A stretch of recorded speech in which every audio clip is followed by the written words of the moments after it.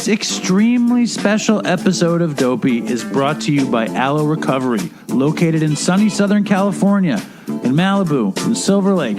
Aloe was created by our good friend Bob Forrest and his friends Evan Haynes and their friend Bob. Aloe was created to give the addict a place to go where they're treated with respect. Aloe, their motto is connection, not control, which means they care about connecting with the addict. Bob and Evan had been to places that just didn't, that treated them with disrespect, and they were like, fuck that. We want to make a treatment center designed to make an addict feel at home. And Aloe does that, starting with detoxing you in comfort if you're coming off gnarly benzos and dope and alcohol. Aloe boasts a really comfortable detox. They have amazing amenities, including equine therapy, surfing, sweat lodges, sound bath meditations, and more. You name it, they have it. If you're fucked, if you're a drug addict and you don't know where to go, you go to Aloe. This episode of Dopey is also brought to you by listeners like you in the Dopey Nation through the power of Patreon. It's www.patreon.com/dopeypodcast. Throw a buck, throw two, throw 100, throw nothing. Whatever you give is great, but like certain other places, I want you and not your money.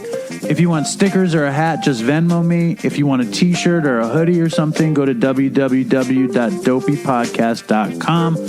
That's it for the ads. Enjoy a little James Brown. And here we go. 200th episode, Chrismiss. It's 10 to 1 in the morning in New York. I don't know where you are. Merry Christmas.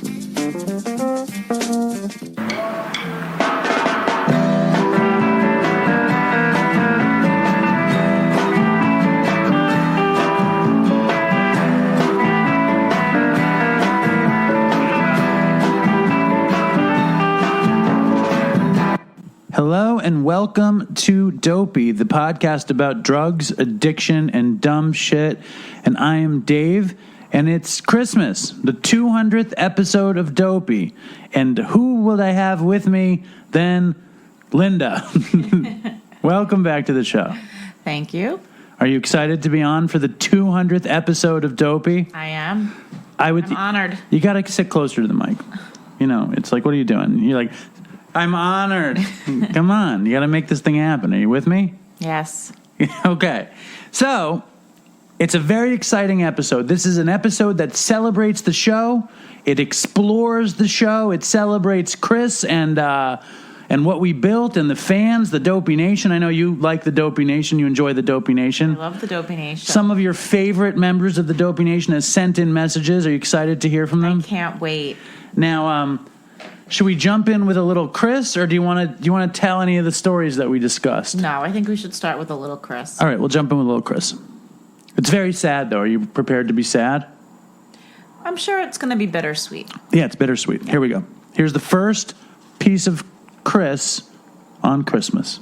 Don't you wish we could just record every day? I wish this could be our job. I wish that we could wake up in the morning, actually have some like concerted, directed effort, some show notes, a little bit of stuff, get some coffee in the morning, have like a little office studio recording space that's not in your kitchen or in my kitchen. This is my dad's kitchen. My parents' kitchen. We didn't even say where we were. Yeah. We're in New York City. Childhood home, 21st floor.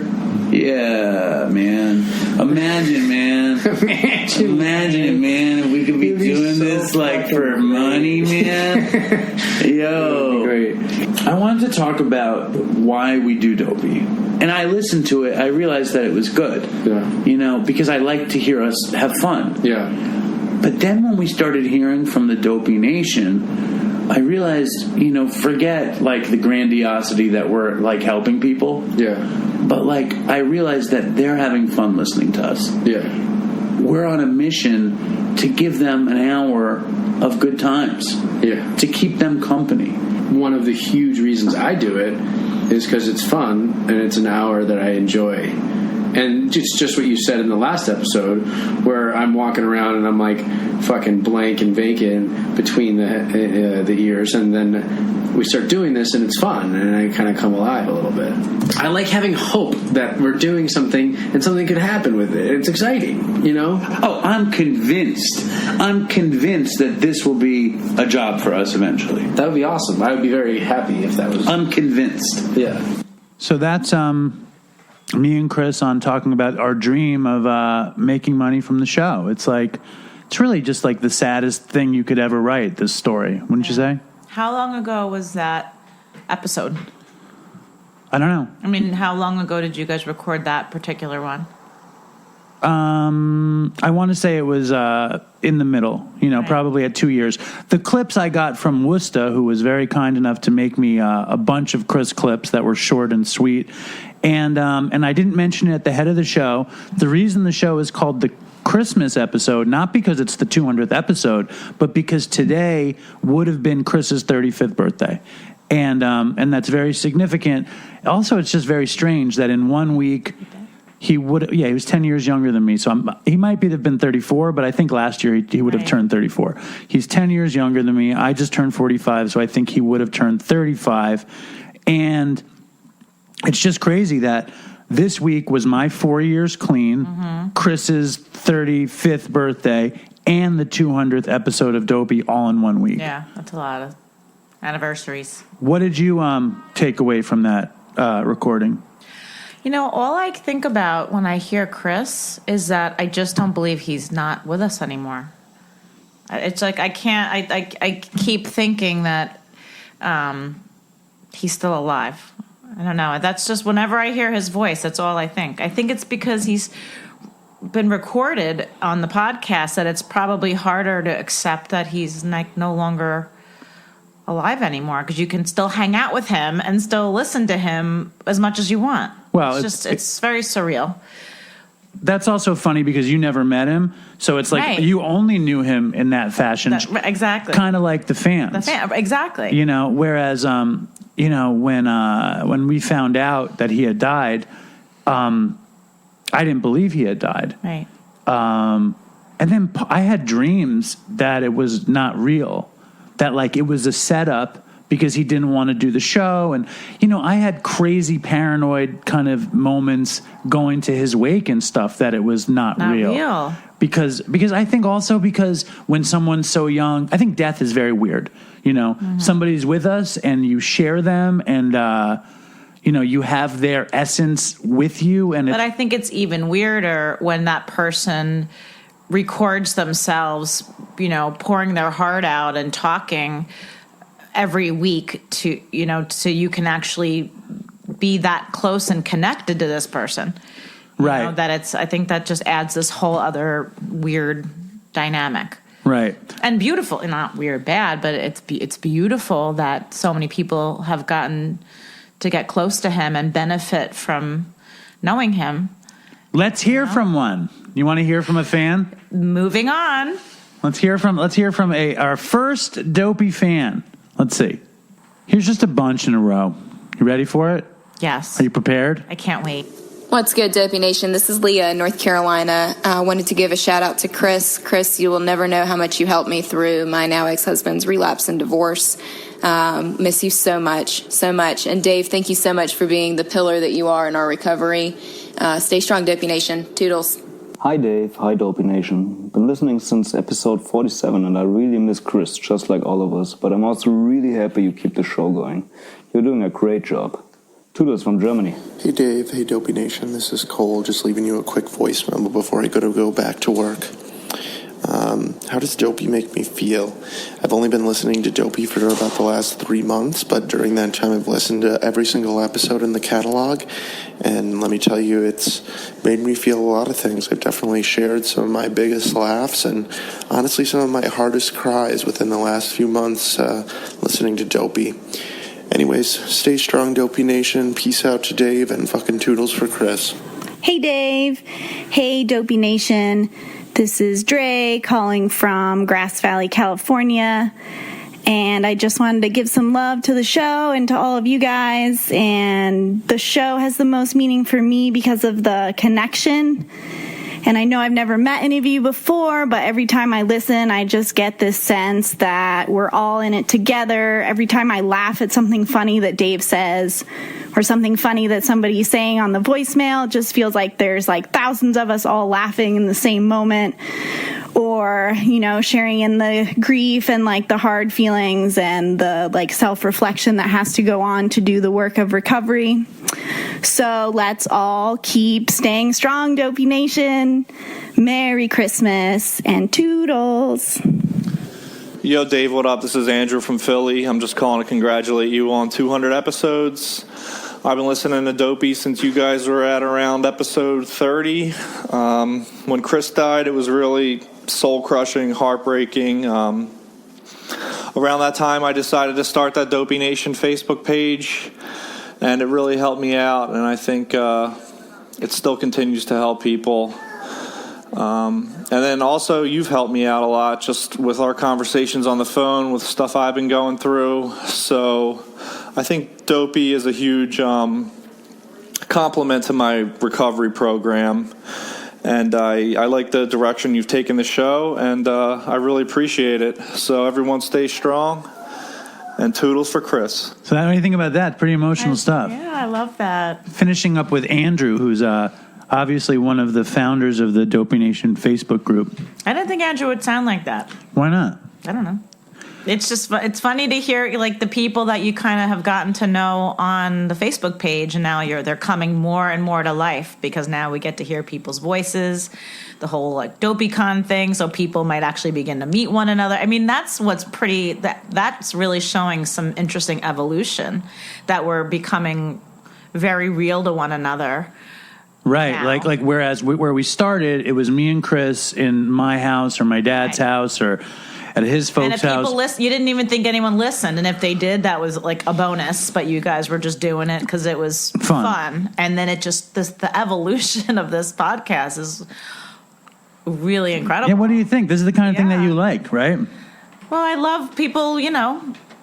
One of the women, I forgot her name, but she kind of pointed that out, that she loves the idea that when there's a joke or something, she imagines like thousands of listeners laughing together. And it's very beautiful. That's to me like my favorite thing ever. It's funny because to me, I hear from people. I talk to some people. Like I talk to Andrew once in a while. I talk to a bunch of people in the Dopey Nation, and I still don't feel like anybody's listening. Right. Like I like right now, like I'm just talking to you and I'm talking to myself. Like he looks shocked. Like as I'm saying this stuff, he's looking at me like it's the first time he's ever heard this. And I'm like, I still don't think Dave realizes what's going on. No, it's like because he doesn't listen to the podcast. He doesn't listen to the episodes. Like, of course, I mean, I hate to say, like, especially when I know someone on it or when I'm on it. I'm busy. I have a baby, but. I have a baby too. But Dave doesn't listen to the episodes. And some of the episodes, I'm like, Dave, you have to listen to this episode. It's so good. He's like, no, I don't want to listen, because he gets, he doesn't want to be self-critical or whatever. But then also sometimes I'll say, you have to go on Dopey Nation. There's this really cool thread. Or he's like, oh, no, I can't do it. Like you keep yourself removed a bit, I think, because you don't want to get upset or you don't want to I think too much about it. I can get easily rattled. And I don't. Which is actually smart. Well, I look at it more than I should, because you've told me that. Like in the past, there have been some like blow ups in the Dopey Nation, and I always I get upset. I don't want to get upset. And then with the show, I can listen to old episodes, and I can listen to I listen, like Sam will listen to an episode, and he'll tell me what he thought about something. You want Sam to tell you about the episode. Yeah. You're too chicken shit. Well, and so he will, and then I'll be like, fuck it, I need to listen, and then I realize some things that I do okay and some things that I don't do okay. But the thing with the audience, it's like, I've met a few people randomly. Like I've met a few people at Katz's have showed up, and a couple other people here and there, and it's always it's a little bit embarrassing. Because, like, I say a lot of stuff on the show. It's a little bit embarrassing. It's very, like, exciting. I feel a ton of pride. But also I know that whoever, like, took the time to go and meet me has listened since Chris died. Right. And Chris's death affected them. And I'm almost like... Do you feel responsible? I just feel connected. Like, we have grief. Like, so when I see them, it's like... And that's why I'm kind of excited about DopeyCon. Because... again, I don't necessarily expect a bunch of people who listen to come. I expect a bunch of people in New York to come. If there are listeners in New York, I expect you guys to come. But it's going to be what DopeyCon is going to be. It's going to be this storytelling event where addicts come and tell fucked up dopey stories, whether it be about drug addiction. Right. And there can be laughter, and, it can be handled in this really creative, interesting way. And it'll be fun, and it'll just be like a night. And the more people from Dopey that are there, the better. And if you guys want to be storytellers, you have to send in your stories via voicemail. They cannot be longer than 10 minutes. Send in your best story, and we're going to pick the best ones. You have to be able to come to DopeyCon. DopeyCon is the second Saturday in October. It is official. You ready? Yep. Linda probably will be there. You think you'll be there? Definitely. Linda will definitely be there. Second week in October. You guys have to come. Let's go a little more Chris. You want to hear more Chris? Yes. Okay. You have anything else you want to say before I play more Chris? Nope. Are you having a good time? Yes. Really? Yes. Okay, good. This is a clip that Worcester calls the Dave and Chris dynamic. Chris is a wonderful guy. I just want to say, all jokes aside, Chris, you're a wonderful guy. More than that, you're a great partner. You're buttering me up to say something bad. Everything's bad. I'm just saying something good. It's not about I need to butter you up. Yeah. No. I just want to say that this project, Dopey Podcast, has been a joy. Yeah. And one of the only reasons is because you're such a good partner. He comes through. He does what he says. I'm not leading up to something bad. You should see. Just waiting on for the it edge to of drop. the seat. No, he fucking for example, I drove out. I moved to Long Island, and Chris lives between Boston and Great Barrington, Massachusetts, and we didn't know where we were going to record. Yeah. So Chris is like, "Well, my parents have a modest country home in Southampton. Maybe we should go there." And I was like, "Oh, that could work." But Chris, because he's such a diligent partner, goes to Radio Shack and he buys a pair of these little microphones. And it was just very impressive. And then he called me and he's like, "I got microphones." And I was just like, Chris, he's a good partner. You're a good partner. But then they didn't work. We're not even using them as we're supposed to. Well, Chris was really excited. That was probably the most frustrating thing I've dealt with in months. Right. Well, we bought these Which means my life is going pretty good. If it was just setting up a couple microphones. And I remember just saying, I was like, I want to do something. And then your cookies, all your stupid shit you're always doing. I'm like, it sounds fun. And I think something will stick eventually. Right. And I want to be a part of it. So months later, it crosses my mind to do a podcast about drugs based on an idea my friend Brad had years before. Yeah. And I was like, Chris, why don't we do a podcast about our drug stories? And why did you call me? Because you're the worst of the worst. No, because you. Because we just do Dopey, anyways. No, but also we do it before we ever the idea of Dopey. But it's you can have a conversation with drug addicts, but it's not. We have a dynamic, and I'm not saying our dynamic is the greatest dynamic in the world. I'm just saying we have a dynamic where I know that I can say things that make you laugh. Yeah. And you can say things that will shock me, and that I'm in it for the story. Yeah. So you'll give me all the descriptors, and then I'm going to dissect the descriptors. Yeah. It's just that is why I knew it would work. Yeah, that's a sad one. Yeah. Why do you feel that one particularly hit home for you?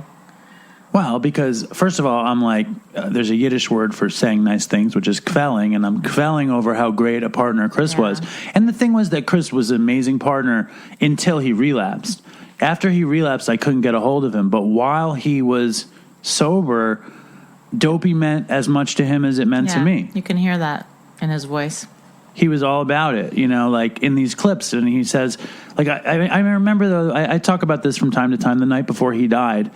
And we had drifted apart. He was obviously getting high. And he said, all I want to do is do the show, Yeah. I don't know why I'm in school. I'm in school because of my parents, is what he said, kind of crying, actually. Right. And it makes me feel good and bad at the same time. The fact of the matter was, we built something together that was good. It was high. I remember in the beginning we would record. We tried to record 4 episodes at a time. I think in the first time we did maybe 8 or something because they were all half-hour episodes. And you and me weren't back together yet.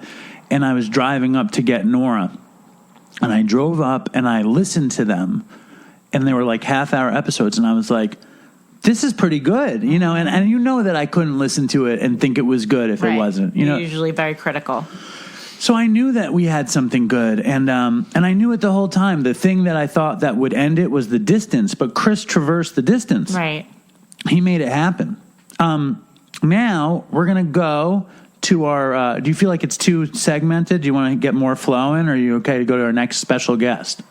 No, I think it's good. I think it's a special episode, so it's going to be handled in a Differently. different way, which is not bad. We have lots of special guests.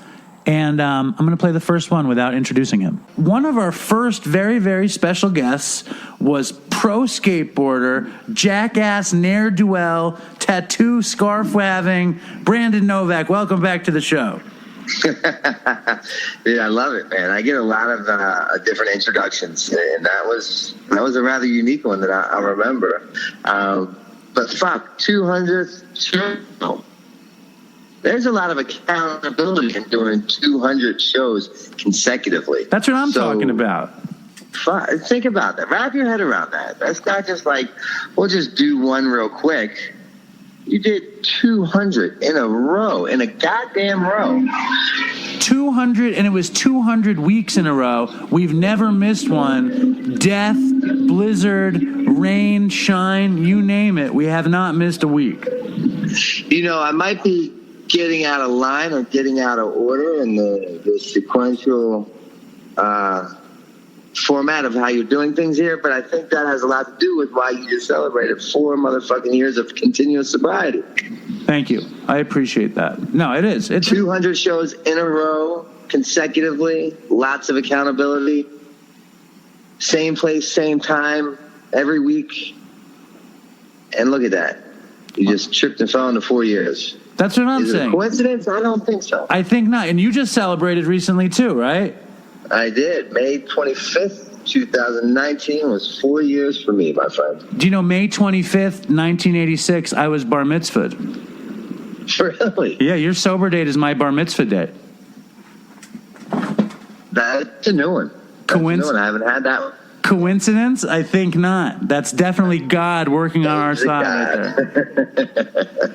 So thank you very much for coming through. I love having you on. But I have to ask about, just because I follow you on Instagram and I follow Bam Margera on Instagram, and it's such a fucking, it's such a mess. And he threw you out. I don't know him. You know what I mean? I barely know you. I just saw like there was a big brush up, and I wanted you to talk about it or explain what the hell is going on, because I don't really know. You know, it's if you don't understand addiction, thank God for that. Well, right? I do. I wouldn't wish this thing on. You do, yes. But I'm just talking to the general audience here. I wouldn't wish that on my worst enemy. You know, and the reality of the situation at hand here is that he suffers from the same disease from which you and I suffer from, right? And that's that we've been diagnosed as an addict or an alcoholic somewhere along the lines. In one of the many meetings, many treatment centers, many years, whatever it is. And he carries that same title that you and I carry. Unfortunately, at the time of his public rants, it was untreated alcoholism, and it goes back to the saying, hurt people hurt people. Right. Right. And I get that more so than most. And, I go to AA meetings and I hear people in the meeting say, I worked real hard for my seat here. And I don't fucking agree with that. I don't like that. Because if justice was due, I'd be dead years ago. I didn't work hard for my seat in the AA. You know who worked hard for my seat? My mother, my brother, my sister, my nieces, my nephews, my uncles, my friends, anybody that crossed my path worked for my seat there. So with that being said, because of all the carnage that I have created in my past life prior to getting sober, I don't look at things that occur today as why me. I more so see it as why the fuck not me. Right. Or why am I doing so well? Like, why didn't this take me out? Why am I so fortunate, kind of thing? Yeah. I mean, because here's the reality. I have a disease that is centered in perception. 100%. you know, and what I've realized is that the world owes me nothing. I owe the world it. So what, you know, I remember Bam, you know, crying to me, begging me, you know, helping me. I credit him to getting me out of Baltimore City, saying, why can't you just stop? Why can't you just stop? What's wrong? Like, you know, and now, you know, the shoe's on the other foot.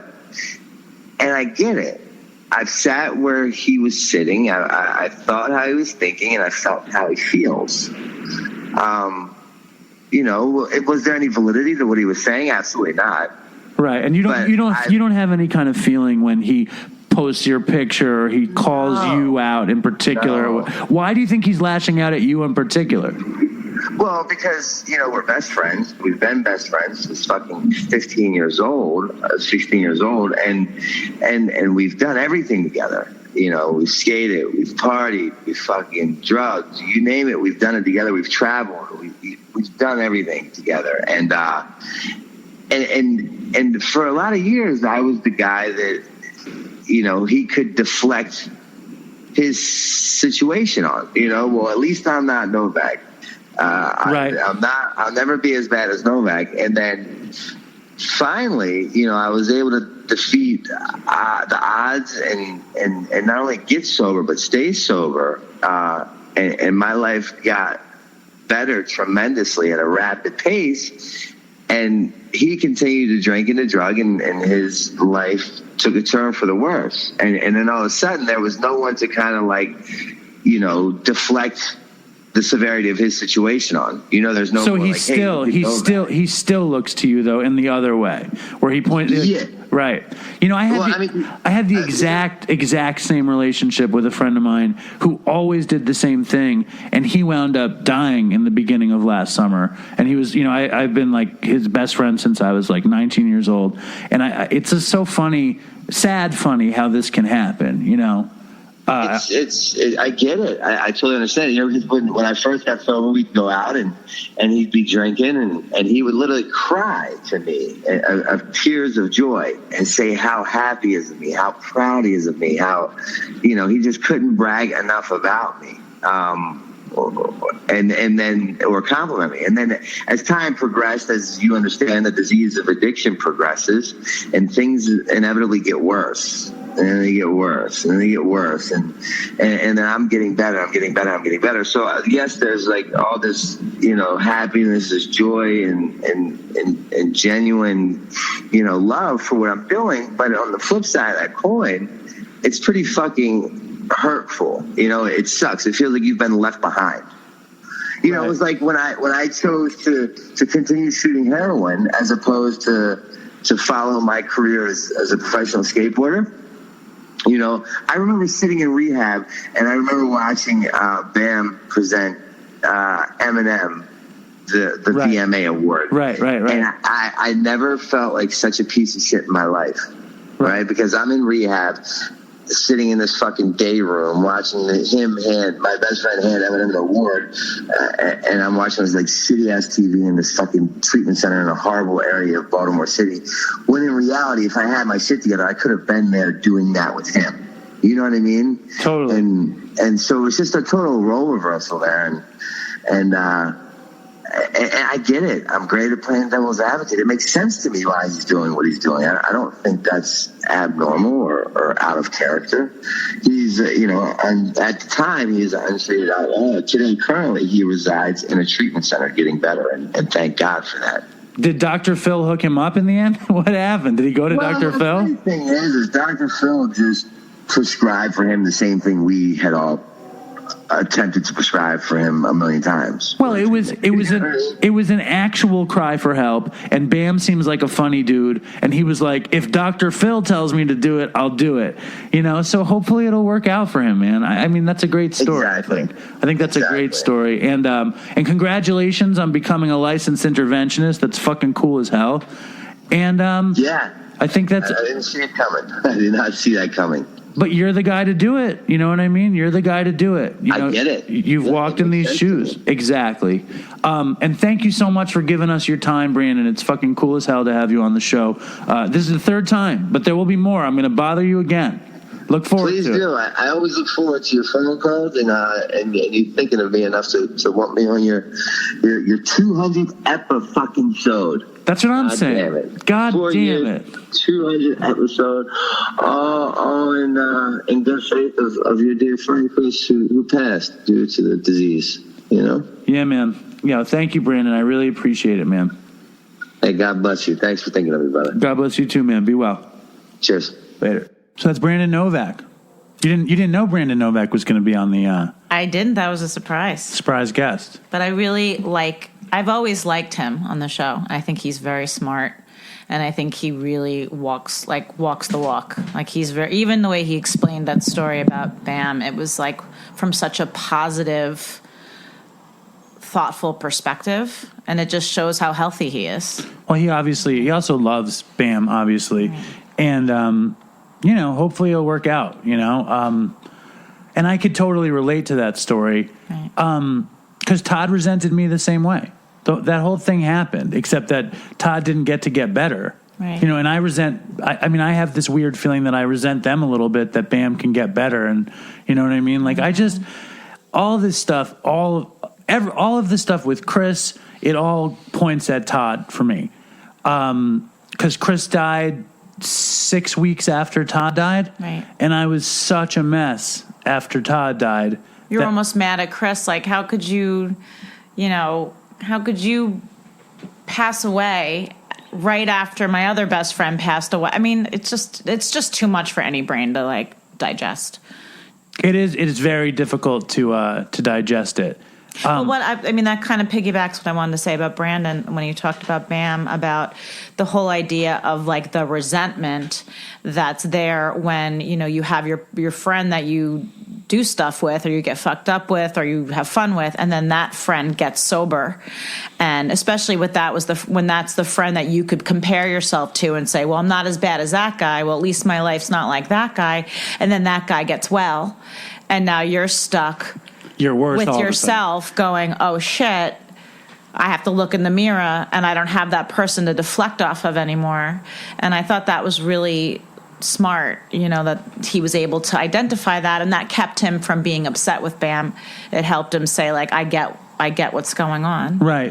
Does that remind you of the thing with Todd? I used to say to you all the time that sometimes I think, not that you like to hear fucked up Todd stories, but there was this little piece, and Dave's not the only one. I think a lot of Todd's friends would hear these stories of him just doing this really crazy, destructive stuff. And I think it, for some people, made them feel better about themselves. Well, at least my life's not. No, I thought it was the opposite. No, I was thinking the opposite. That Todd didn't want to speak to me because I wasn't doing that stuff anymore. Remember? I would reach out to Todd every day, and you were like, well, I think that happened. That was toward the end. Right. Right. But I think there was a lot of time with Todd where people, you included, would want to hear, another crazy Todd story. No, I don't think. For me, it was too close to home for me. I don't think I enjoyed hearing them at all. And when I finally heard them, you bring them on Dopey, and you enjoyed hearing them. I brought Todd on Dopey because Dopey was kind of built for Todd. Right. In my mind, when Chris and I started doing Dopey, all I could think was how much I wanted Todd to be on Dopey, because me and Todd had been through most of my stories together. Right. And Todd was so funny, and I knew Chris, but I didn't know Chris as well as I knew Todd. And I got to know Chris more than ever over those 3 years that we did the show together. Right. And I knew him before that, but I knew how funny Todd was. And I imagined what it would have been like to do the show with Todd. It would have been, Chris had a million other assets that Todd didn't have, and vice versa, or whatever. Well, Chris was the best co-host because he had the craziest stories, but he was also sober and wicked smart. So smart, but also really moving forward in his career. And he was just the ultimate co-host. Because he also knew the recovery stuff. He knew the big book. He knew drugs. Todd didn't know anything. You could learn a lot from Chris. Todd would have been the most amazing third person, which is why I bought a board before. I mean, there was a whole little episode about it years ago. When I bought this board, I was like, me and Chris were about to record Dr. Drew, and we were recording on this shitty fucking mic called a Yeti, and we would talk about it very proudly because it was better than just talking into the computer, which is what we did before. And and I was just embarrassed at the idea of going to Dr. Drew's apartment with this to the Yeti. Yeah, talking to the Yeti. So I went to B&H and I bought a board, and I realized it only had I think it only had 3 inputs, and I imagined. But what would we do when Todd finally got sober and we needed a 4th input all the time? So I went back to the store and I bought this one, and in my head it was Todd's thing, and then me and Chris went up to Dr. Drew's and recorded with him, and eventually Todd actually came over and recorded, and it was very sweet. But now obviously it's bittersweet, right? Because now it's just you. It's just me and you. Look at you. Right. And a cavalcade of other misfits. And that's one of my favorite things is a lot of people, when they're celebrating Christmas and they're celebrating the show, and I get so much from everybody's pride.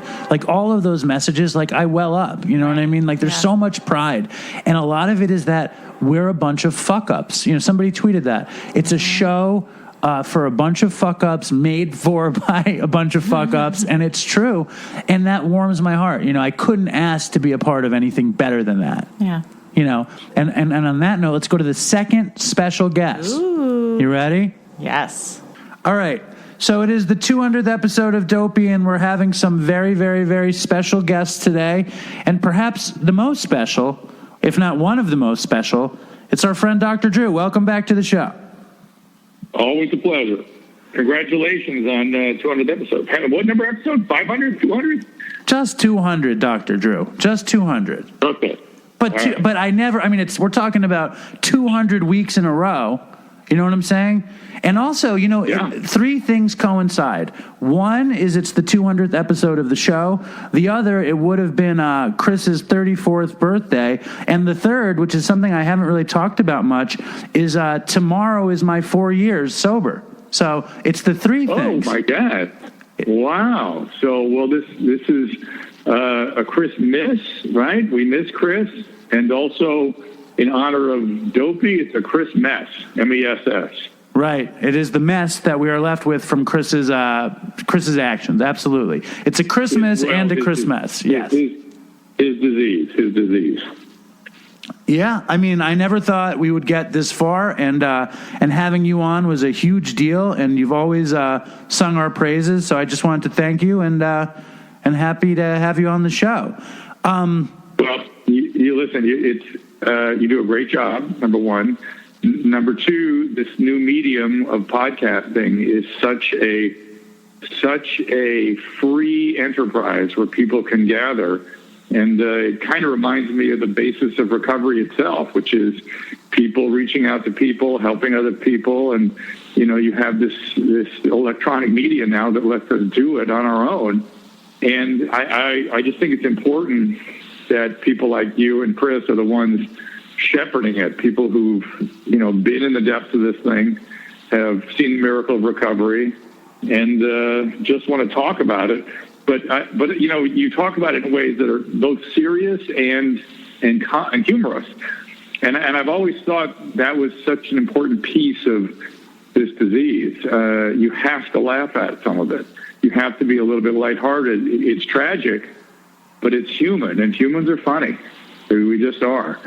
And we're also tragic. And you now, and you both with Chris, did a great job of bringing all that. Well, I appreciate that. I really do. And I love to have you be a part of the show. And what I want to do is next time you're back in the city, we'll sit down for a fucking a 4th big time appearance. Are you prepared? I'll have to get myself prepared. I'll spend some time meditating. Get ready. Yeah, get ready. Exercising. Let's bring me your question. You know what I mean? Email, send them in, or maybe we can call them, whatever. Send me your message, voice messages, however you want to do it. Let me do a sort of Q&A type thing, because there are lots of questions out there about this condition and what to do about it. You know what I wanted to do is to create an Ask Dr. Drew portion of Dopey. So that's what we'll do. We'll set up an Ask Dr. Drew episode. Yeah, perfect. All right, Dr. Drew. Thank you so much, man. I appreciate the Chrismiss or Christmas wishes, and fucking have a beautiful day. I shall. Thank you, man. Talk to you soon. All right, right on. Bye. Huh? Dr. Drew. I see Linda's looking at me with this new look of reverence because all these people I brought to the show. You're so turned on. You're turned on right now. Turned on right now. You love Dr. Drew. I do. I think Dr. Drew. Well, I said the same thing about Brandon, but I think Dr. Drew's really smart too. And I have a lot of questions I want to send into Dr. Drew. What do you want to know? I mean, well, I'm going to compile my list, and maybe one of my questions will be picked. Linda really wants an Ask Linda portion of the show. Yeah, I'm going to also do a Q&A, so send in your questions for Ask a social worker. Ask a social work hour. Send it to dopeypodcast@gmail.com. Yes. Now, I know this is, should I keep going with Christmas, or should I do any of our divergent stories? I think we should keep going with this. I really like this. You don't want any of our divergent stories? We'll save this for the next time you do it? I'm enjoying hearing all these. You're enjoying the celebs. The Christmas spirit? Yeah. All right.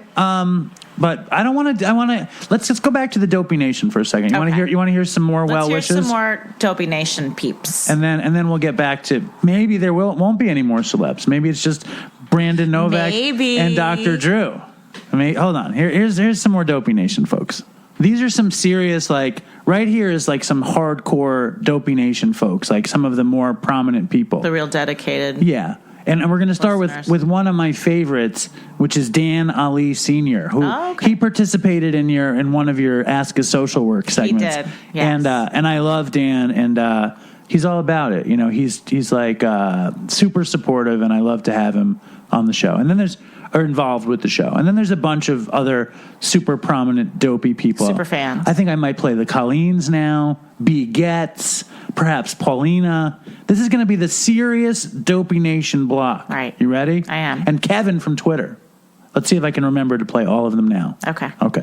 Yo, Dave. This is Dan Ali Sr. up in the woods of Maine. Just wanted to leave you a voicemail, say congrats on 200. And let you know that I've been sober about 15 months now, and Dopey's been there since the very beginning, and I fucking love you for it. We miss you, Chris. Fucking toodles. Stay strong, Dopey Nation. Hey, Dave. It's Colleen in St. Louis, and I wanted to send you lots of love on this Christmas. I'm sure you don't want, and you didn't expect this to be a big mushy thing about you, but I think it's pretty awesome and a testament to your character that you're making this day about the community that was created through Dopey, you and Chris's efforts. I want to thank you for connecting everyone in Dopey Nation. That crazy crew fills my heart with love, joy, and so much beautiful silliness every single day. Please keep moving forward. I also want to send a lot of love to Annie, Alan, and St. Linda. Your family is so beautiful. Just keep being awesome. You are a freaking mustard seed. Big toodles, and stay strong, Dopey Nation. I like Dopey because it makes me laugh, cry, and think. Rest in peace, Chris. That was David Mascolani from Facebook. Oh. He doesn't have a lot to say, but he says it well. Here's Paulina. Merry Christmas from Paulina in California. Happy 200 episodes. Holy shit. Happy 4 years, Dave. Holy shit. And shout out to the Dopey Nation on Facebook. and Reddit and Twitter and Instagram and wherever the fuck. I love the Dopey Nation so much. I love the podcast so much. Thank you for busting your ass, Dave, and creating this masterpiece week after week, despite gnarly fucking shit going on in your life, like losing Todd and losing Chris. So rest in peace, Chris, Todd, everyone else, and stay strong, Dopey Nation, and fucking toodles for Chris. Hey guys, it's Colleen. Colleen Marie, not the other Colleen, Colleen MC. I just wanted to leave a voice memo and kind of say what Dopey means to me for this episode coming up. Dopey has been a really big part of my recovery, especially in the last 72 days of getting clean and sober. Just the connections that I have made from the Dopey Nation are just unbelievable. I mean, I can connect with people right around me in different states across the country. Dopey connected me with my long-lost sister, Colleen. I have a great friend and writing buddy, Justin, from across the way. I mean, Austin's like our harm reduction extraordinaire on the page, and Julie's a Dopey angel, and Matt sends Dopey decals out to everybody. It's just like there's so much love on the page and in the Dopey Nation, and I see that every day. Everybody supports each other. You know, we can just really encourage each other in our recoveries, and Dave is kind of like the leader of the misfit toys. Like, we're all on the island, and he's the one that we're looking up to. And I was going to say Dave's like Santa, but I think Santa's the one who shunned the toys. So maybe that's not Dave. But anyways, I'm just so glad to get to hear about Dave's life and see how recovery has really been for him, because it gives me hope about my future. And him and Chris created something so great. I wish Chris was around to truly see what it's become. But I'm so excited to see what the future holds for Dopey Nation. And yeah, I'm just so thankful. So Dave, thank you. And I have so much love for everybody. Stay strong, and toodles for Chris. So that was sweet, right, Lynn? Yeah. It's more of what we're talking about, just this community. It's pretty insane, and it just that it means so much to them. Just that, like, when Paulina mentions Todd, I like it hits me. It's just things like that. It really affects me. But just to be totally transparent with the Dopey Nation, Linda and I have 2 children, and we're running out of time with Linda. This show is going to go very long, but we're running out of Linda time. And there are 2 things I wanted to do with Linda on the show, and one of them is going to waste a bunch of her time, because Worcester sent in this thing called The Evolution of Dopey. Right. And it's a 10-minute piece of clips. And I just wanted to see your reaction to it, because I love how you react to these things. Okay. But before we do that, I wanted to talk about something. Linda and I went to dinner the other night. We had a date night, which we never have. It was like our first date night in like 6 months, right? Yeah. Oh, no, over a year. And I told her something about that was bothering me about a certain celebrity, Marc Maron. Okay. Yes. And something that I wanted to create a segment on the show called Texting with Marc Maron, because I swear to God, because I text with Marc Maron. Whenever Marc Maron would go to Katz's, he would text me, and I'd be like, oh my God, Marc Maron's texting me. Oh. And so I would try to play. At first, I was really good about playing it cool. It was like around the time the This American Life piece came out, and I thought I was cool. So I didn't really care, and blah, blah, blah, and I saw him a couple times and whatever. It's a lot like internet dating or something. Mm-hmm. And then he started coming, and I wasn't there. And then I got like nervous that I was losing him. Right. And then a little arty vibe going on. It's different. It's different. Okay. It's similar but different. It's just you got very crazy with Artie too. Yeah. It's like, so there's. Well, I get obsessive about something, and when somebody doesn't respond to me, I like lose my shit. Right. You know, I can't stand that. And then I think like I'm not good, and I'm not worthy, and like I'm just a piece of shit. How come you don't get like that when I do respond to your text? Well, I sometimes I used to, and sometimes I do. I can get in like that with anybody, and I think that's true. You can get like that with a stranger. Oh yeah, I'm just like question mark. Hello. So then when it's like somebody who's famous, it sends you to a whole different level of crazies. So me and Marc Maron got in this whole texting thing, and he didn't show up. And then I got angry and I started like lashing out. Like he had John Lennon's son, Sean Lennon, on his show. And I was like, what? Did Sean Lennon wear his stupid hat on your show? And Marc Maron was like, why are you bashing my guests? And then he ignored me and he stopped texting me. And I was really upset about it. And I was telling Linda and she was like laughing at me. And then the other morning at work, I was getting a catering gig ready.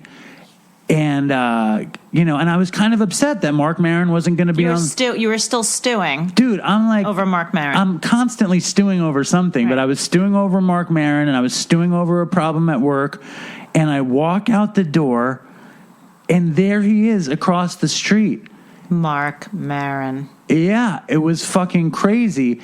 And it was meant to be. Well, the other thing about it is recently somebody texted me and asked me, how I handle the higher power aspect of recovery. Right. And I don't have, I believe that the universe is bigger than me and the universe is great and it's, the universe is my higher power and I'm comfortable saying that the universe is God.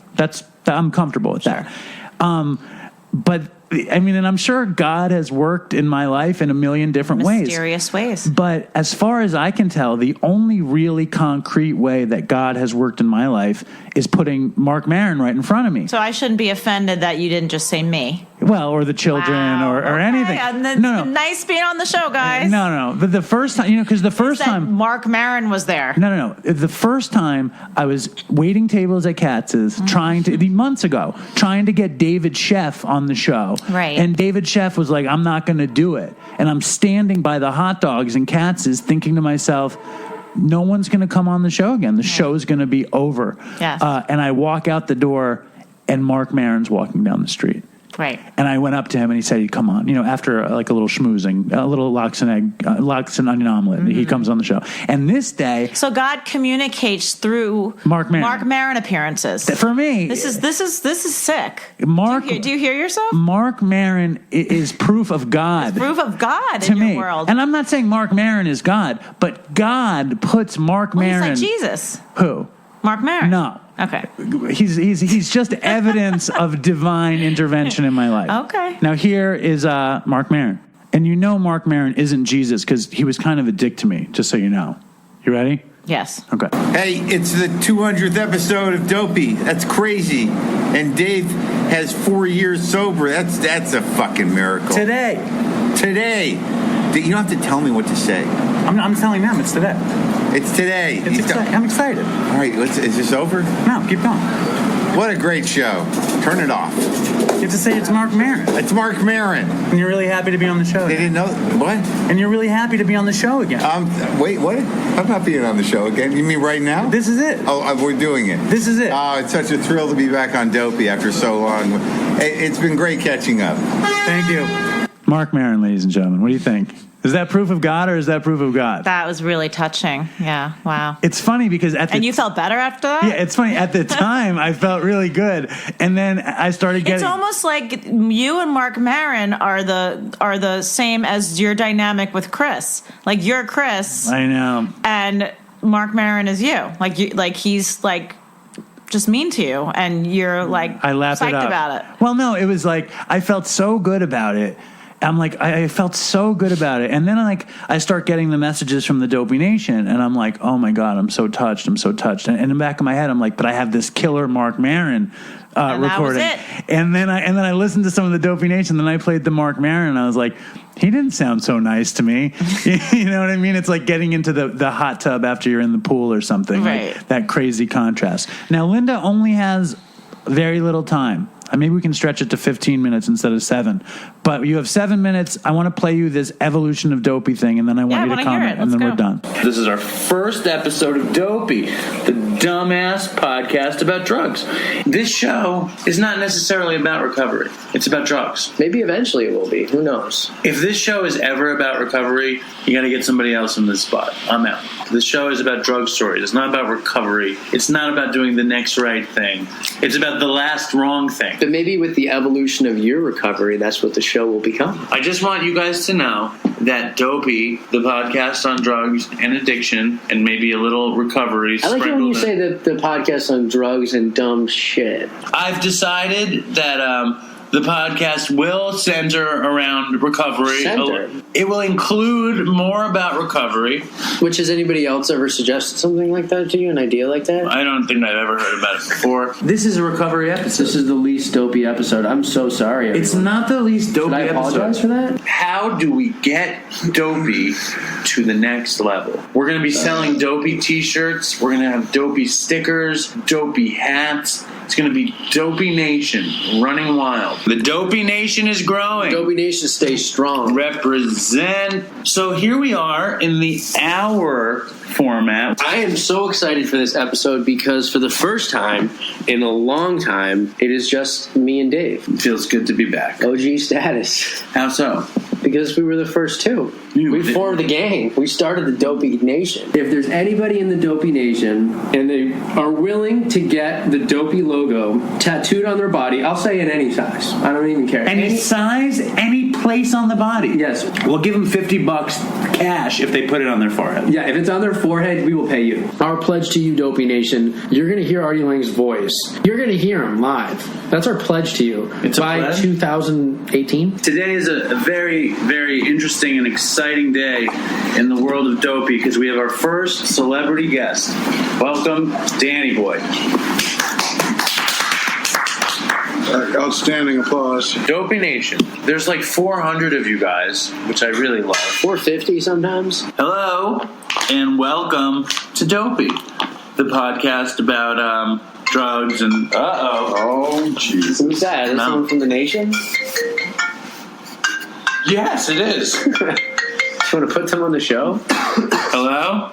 Hey, there you are. By the way, you're calling as we're recording Dopey, so you're actually on Dopey. Wow, that's excellent. The third tweet was, when's the next time Todd is coming on the show? And as he tweeted it, Todd comes to the door. Here he is. Hey, what's up, Dopey? And not only is he on the show, he's here in person. This is a milestone for Dopey. It's a momentous occasion because we are recording with a microphone. Today we have film writer and famous actor Nick Reiner. What number episode are we recording? Oh, this is the Big 5-0. Yeah, that's right. Laying it down. Okay, so the Big 5-0. Could you have ever imagined 50 episodes ago that we'd still be sitting here recording Dopey? Yeah. No, I don't know. I don't imagine. So what are we talking about? What's next on the agenda, bro?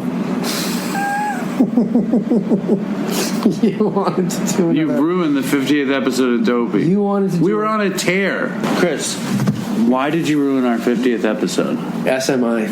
You blame it on the severe mental illness?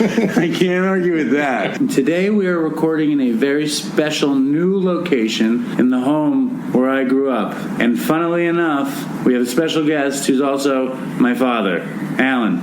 Welcome to Dopey. Yeah, it's really nice to be here. I said, are you Bob Forrest? And he said, yeah. And I was like, I don't know what it means to be Bob Forrest, but it's me. Dopey Nation, you seem to listen to a lot of our episodes. A good 500-600 of you, which is impressive, by the way. 700. You've catapulted us recently past 25,000 downloads, which we're very, very excited about and we're appreciative. Sometimes when I read an email or a review, it strikes me as incredibly weird that they actually listen to us. It's not sometimes, it's always for me. Like, can you imagine? I'm literally in a state of perpetual awe and shock that there are people out there willing to listen to stuff that comes out of my mouth. Chris and I bow before the graph of Dopey downloads every day. Dave and I get to look at this chart every day or every few days, and we get to see that we're slowly growing. You know, and it's been growing for a year and a half almost now. Slowly. And it keeps us going slowly.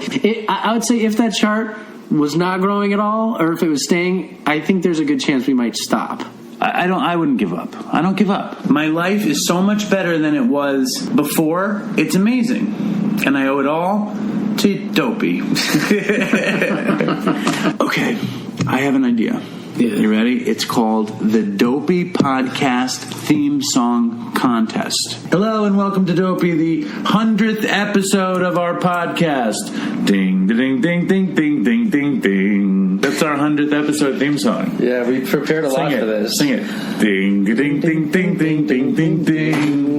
It is the 100th episode of Dopey. On the 50th episode, Chris systematically destroyed it. Now we are at the 100th episode, a benchmark in podcasting. Today, hit 300 reviews. Thanks to you guys. Thank you guys. So thank you. Number one, we also recently cracked 400,000 total downloads. We also just had our 2-year anniversary. Happy anniversary, Chris. Happy anniversary. Thank you. Dopey Nation, you're really not going to believe this one. We are in a penthouse, and who is here but... Please introduce yourself. Drew Pinsky. We just came the closest that we'll probably ever come to having already on the show. Are you going to put this on me? No. Okay. This is the guest. I won't tell you who I am yet because we'll let them guess. Yeah. It's not Meryl Streep. Well, if you don't know, okay, anybody who's listened to our show for the past, how long have we done the show? 2 years. 2 years and change. Yeah. I think it was episode 2, which got erased. Yeah. But I said if I could have any guest on this show, it would be one person. And who is that person? The person was Artie Lang. And we are right about going for low-hanging fruit. But the fucked up thing, and like it might be the end of Dopey, right? I just feel like everyone's laughing about everything they're doing, and then they can just drop dead.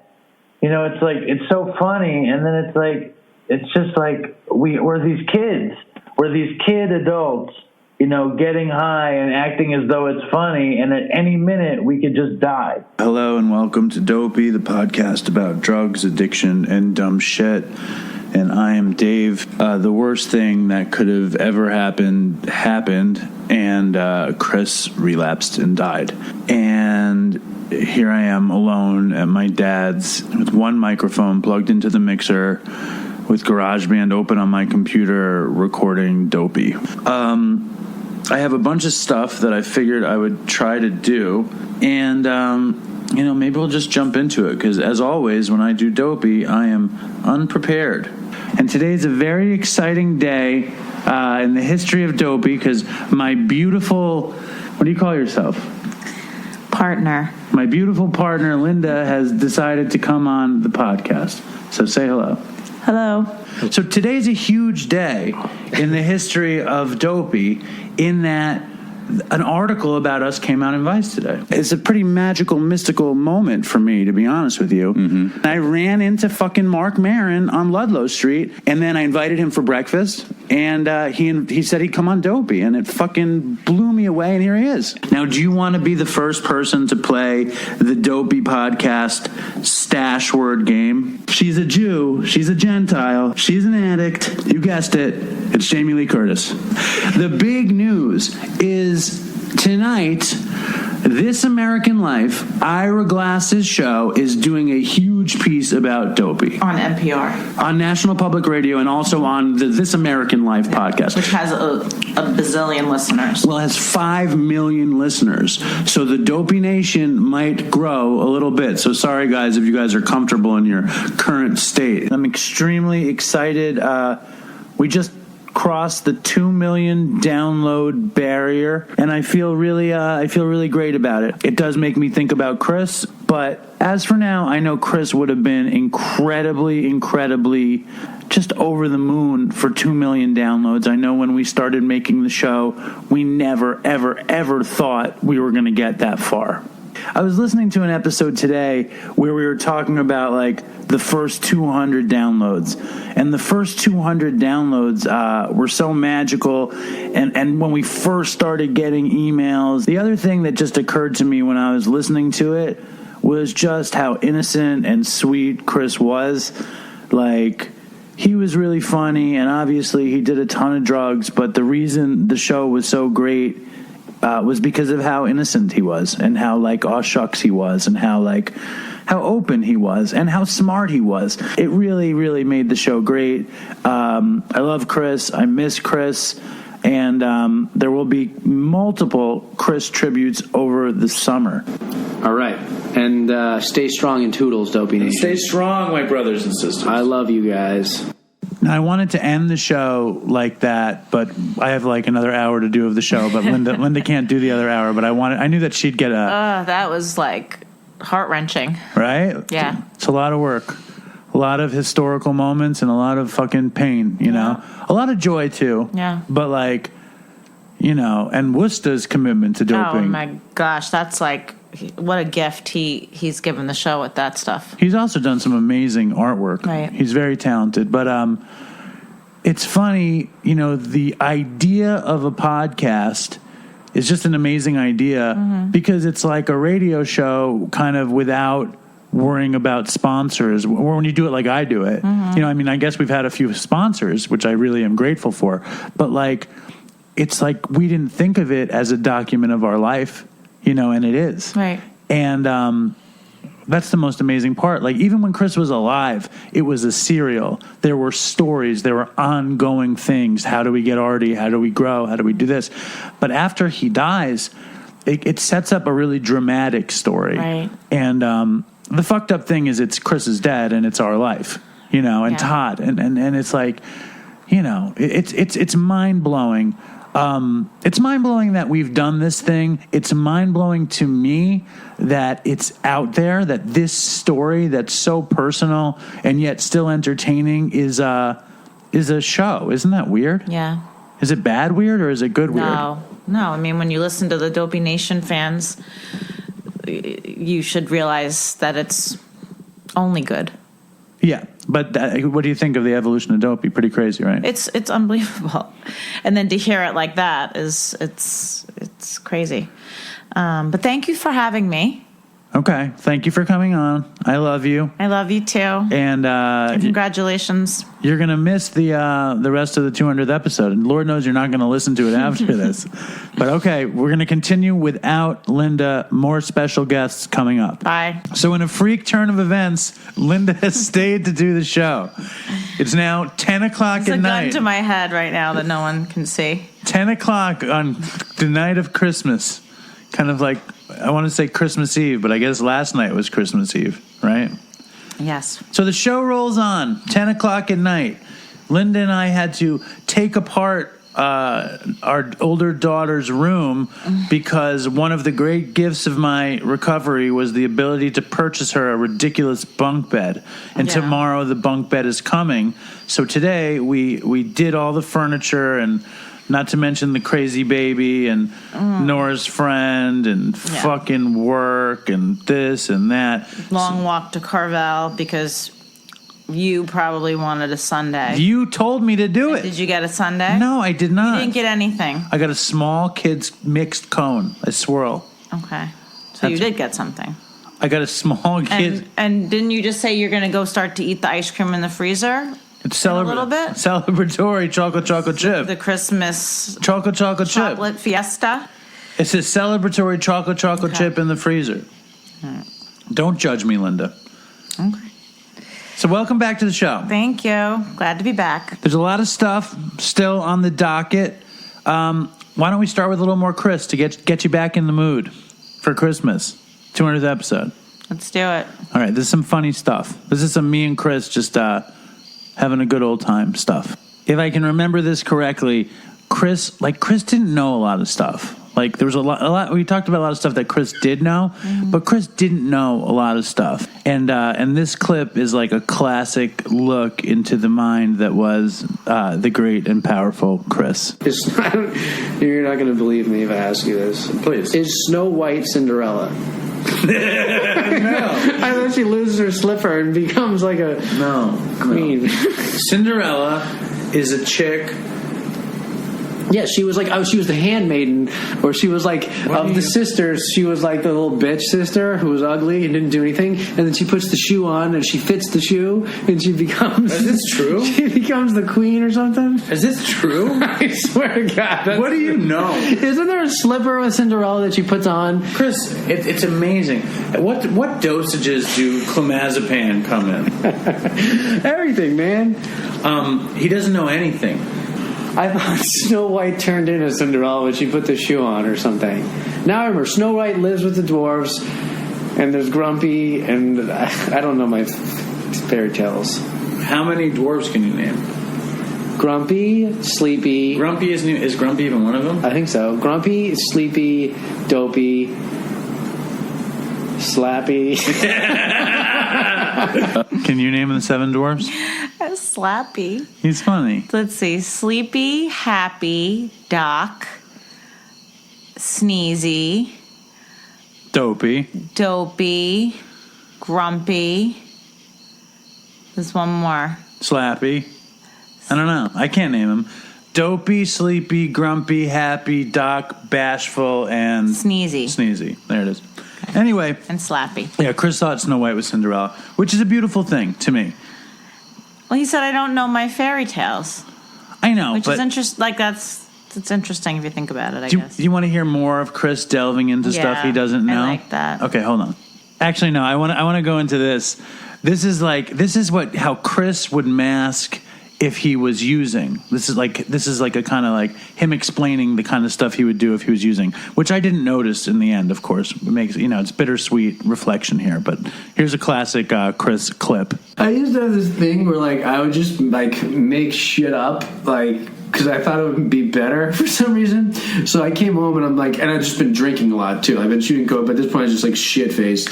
And I come home and I pretended that the girl that I was dating, the Japanese girl, I'm not gonna say her name, like so and so. I'm like, she's cheating on me. She wasn't even cheating on me. What? So there's a story of why you're all fucked up. I thought it would be They can pity you. I'm like, she's cheating on me. Oh, that is funny. And you know what? I got back together and stayed with her, and I never even mentioned it.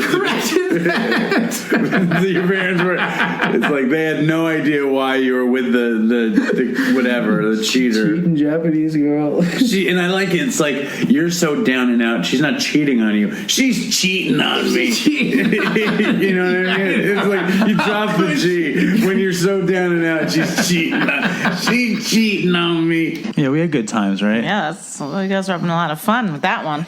It's like I said this before. I think when in the beginning, or until the show kind of hit a weird stride, we would record between 2 and 4 episodes a night. And when we'd get to the 3rd and 4th episode, like delirious, we would be delirious.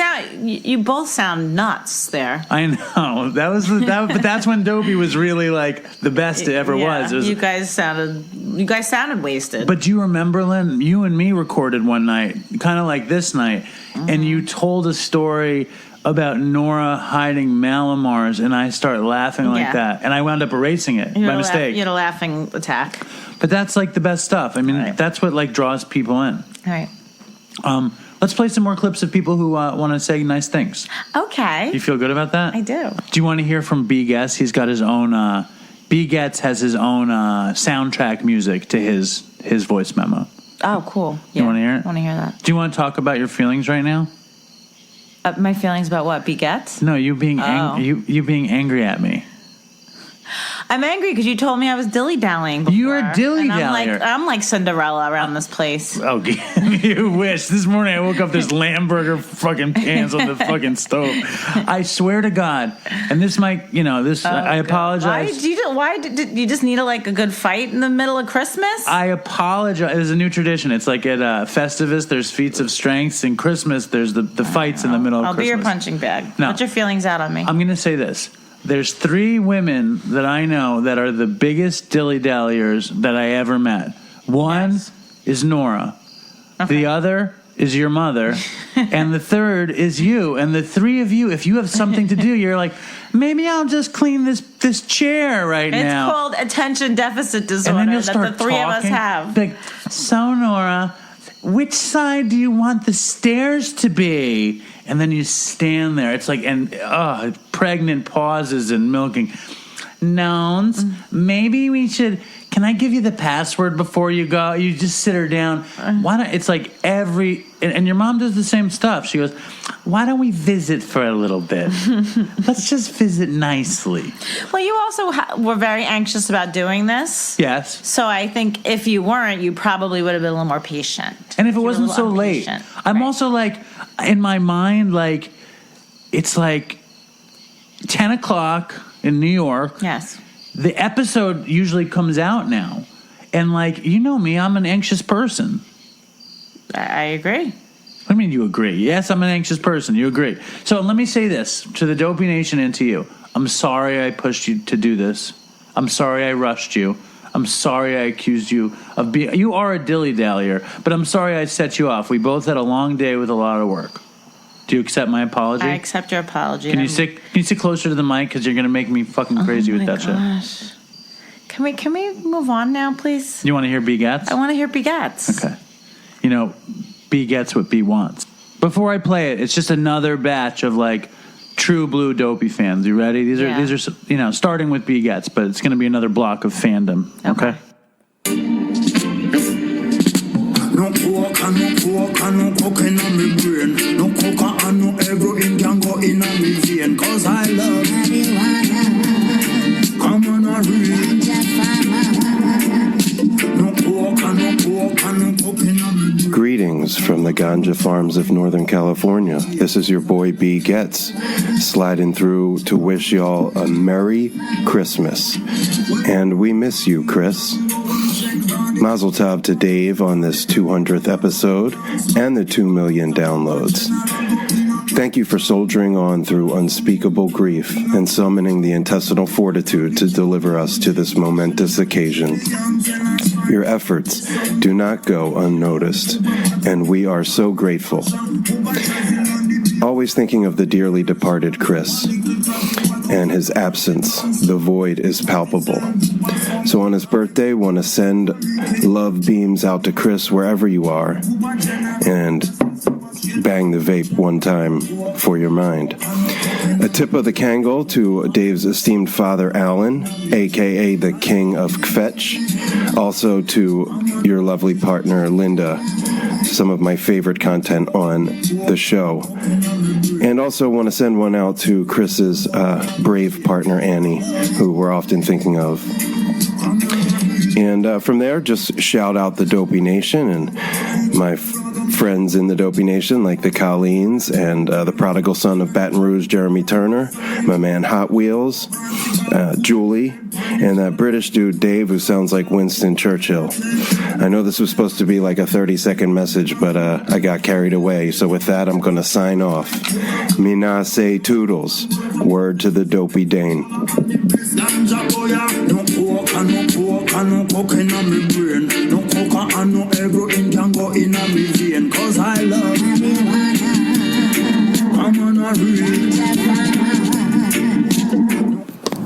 Hey, this is Brady from Iowa. Congratulations on 200 episodes.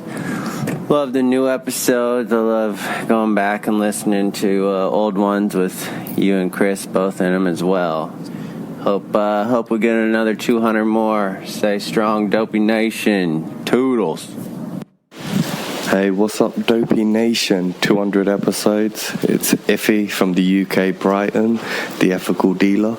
Just want to say congratulations for making 200 episodes. It's huge. I was listening when it was episode 1, 3, 5, and 7, the lost tapes. But yeah, hopefully another 200 episodes more. Minase toodles, but rest in peace, Chris. Peace. Stay strong, Dave. So that's 2 Minase toodles. You know do you know the Minase toodles? No. Well, Chris would like to say toodles, and when I do my fake Jamaican thing, a Jamaican guy might say Minase toodles if he doesn't want to say toodles. So we said that a lot. I would say Minase toodles at the end, and I love it when people say Minase toodles. Sounds very cool. You think so? Yeah. You think Minase toodles sounds cool? I think it sounds really cool. Are you making fun of me? No, right now? I feel like that's a very cool thing to say. In our life, you've never said anything that I've ever said is cool, and now you think me not say it doesn't Toodles is sound cool when you say, but it sounds When cool Iffy when he says gets and if he says it. Right. It Yeah. sounds cooler than It sounds- Toodles. right. It sounds like something. It sounds like something like I want to be a part of. I love that guy, Iffy. Is it Iffy or Izzy? Iffy. Everybody calling in has these great voices. Dude, it's fucking international dopey thing. You ready for some more diversity But or even no? all the people leaving the voicemails have these great voices. Well, how about B. Getz's radio speak? Oh, it's with the music and everything. That's the ganja farmer. He's calling from the ganja farms in Northern I California. like that he has a soundtrack for his voicemail. I wouldn't be surprised if when he walked down the street that music was playing. That's playing like surrounding him. Yeah, where he goes in a cloud of smoke. You know? Very possibly. Anyway, do you want to hear a ridiculous story that I never told you before? Maybe. So, a couple weeks ago, I was walking from one meeting to another, catering meeting, and I was on the phone with the guy who actually invented the Dopey logo, graphic design Ryan, and I'm talking about doing some work, making some graphic or something, and I see this guy walk past me, and I'm sure it's the actor that plays Harry Potter, Daniel Radcliffe.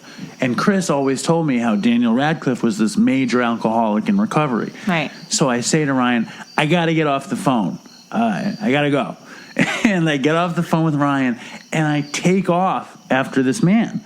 He looks exactly like Daniel Radcliffe, but he has a beard.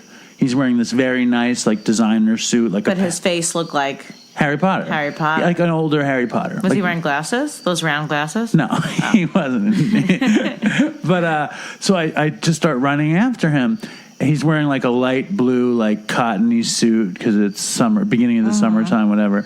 And I'm kind of nervous because I'm a big Harry Potter fan, Right. And I stop him and I said, "Excuse me, are you Daniel Radcliffe?" And he's like, "No." And it turns out he's a very, very gay American guy. He's nothing. Once he starts talking, he doesn't seem anything like Harry Potter. Okay. And it's pretty embarrassing, you know? And he said no. He said no, and then he said, "Why?" And I said, "Oh, it's kind of stupid, but I figured I might as well tell him because I've stopped him in the middle of the street." Yeah, you know? you owe him some sort of explanation. Exactly. So I have a bunch of Dopey cards, and I give him a Dopey card, and I say, I do this podcast, and I thought you were Daniel Radcliffe, and I would have loved it if Daniel Radcliffe came on the show. And he's like, "Okay, whatever." He's like, "But I'm in recovery, and I'll come on the show." No. And that was it, and I left. Right. And weeks later, I'm doing a catering job, and me and Toast go to A&E, in Midtown to cater at A&E. And the dude works at A&E. Oh my god! And he comes up to the counter, and I'm like, "Oh shit, it's Harry Potter!" And he didn't recognize me, but I recognized him, and it was just ridiculous. Did you say? Yes. Did you ask him again if he was? Yes, I said, "Hey man," he didn't recognize me, and then for some reason I humiliated myself by reminding him of this event. That's very funny. It's funny, right? Yeah. Now I want to move on. That's a good funny story. You like that story? I think it's a good story. I want to move on to. Have you ever heard Amy Dresner on the show? Mm-mm. Well, here Amy Dresner wanted to do a quick call-in. Amy Dresner is a super special guest of the show, guest host, rotating host, and the Dopey Nation loves her. I think the Dopey Nation book club read her book. Awesome. So here's little Amy. It's very exciting. 200th episode. Very, very special guest. The one, the only, the Californian author that we all love, Amy Dresner. Welcome back to the show. Woo! Thank you. Dopey Drez. Dopey Drez. I know I have my own fucking dopey fucking nickname now. I'm so stoked. See, I don't like Officially I don't like it when they call me Dopey Dave. I don't like it. Why? Because I'm very fucking stupid and sensitive. I like to be called Dave from Dopey. Oh, Jesus Christ. Well, good luck with, micromanaging everyone's, shit. I know. Enjoy that. How's that working for you? It's going really well. Everyone's doing exactly what I want them to do. They following your script? Good. Constantly. I am the director, and they are the players in my life scene. Someone's read the big book. So what's going on, Amy? Congratulations on 200th Dopey. That's fucking amazing. Right? And I'm not surprised. I don't know. I remember once you and I were on the phone. You don't remember this. Well, I remember this because I was walking from the Lower East Side to Penn Station, and I was sitting outside Penn Station waiting for the train, and I think Chris had just died, and we were planning when you were going to come back on, and I said, Amy, I'm going to make this thing big. And you were like, yeah, sure you are. Do you remember that conversation? No, but now I feel like an asshole. Great. No, I mean, why would you believe it? And it's not big yet, but it's on the grow. Yeah, dude, you're ambitious as fuck. And I think you have something really special. I think what makes Dopey fucking special is the realness. You know, we're in a very fake world right now where it's all about looking good and sounding good and saying the right PC shit and all that kind of stuff. And Dopey is a place where people really throw it down and are like, hey, I fucking relapsed and here's this gnarly story and blah, blah, blah. And it's like, you know, we get down in the dirty, and it's like that's where the connection is. You know, I mean, Johann Hari says, you know, the opposite of addiction is connection. And I don't think it's quite that simple, but I do think a big part of recovery is connecting with other fucking recovering addicts. And, you know, hearing their stories and sharing your stories and not feeling alone. And as I've said before, you know, when you don't feel ashamed, your dopamine rises.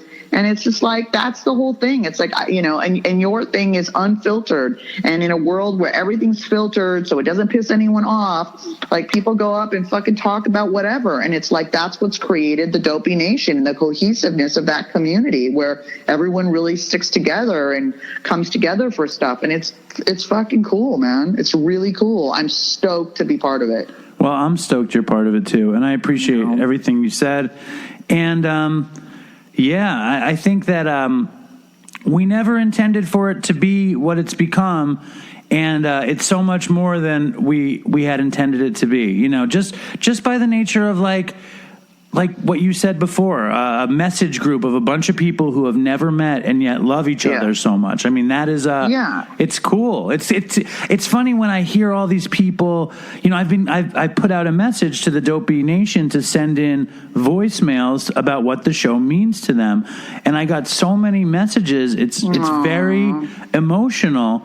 And totally. But it's still very abstract, but I'm proud and I'm excited. I mean, tomorrow's Chris's birthday. Tomorrow's the 200th episode. Tuesday was my 4 years. It's like you can't. Yeah, nice. Right?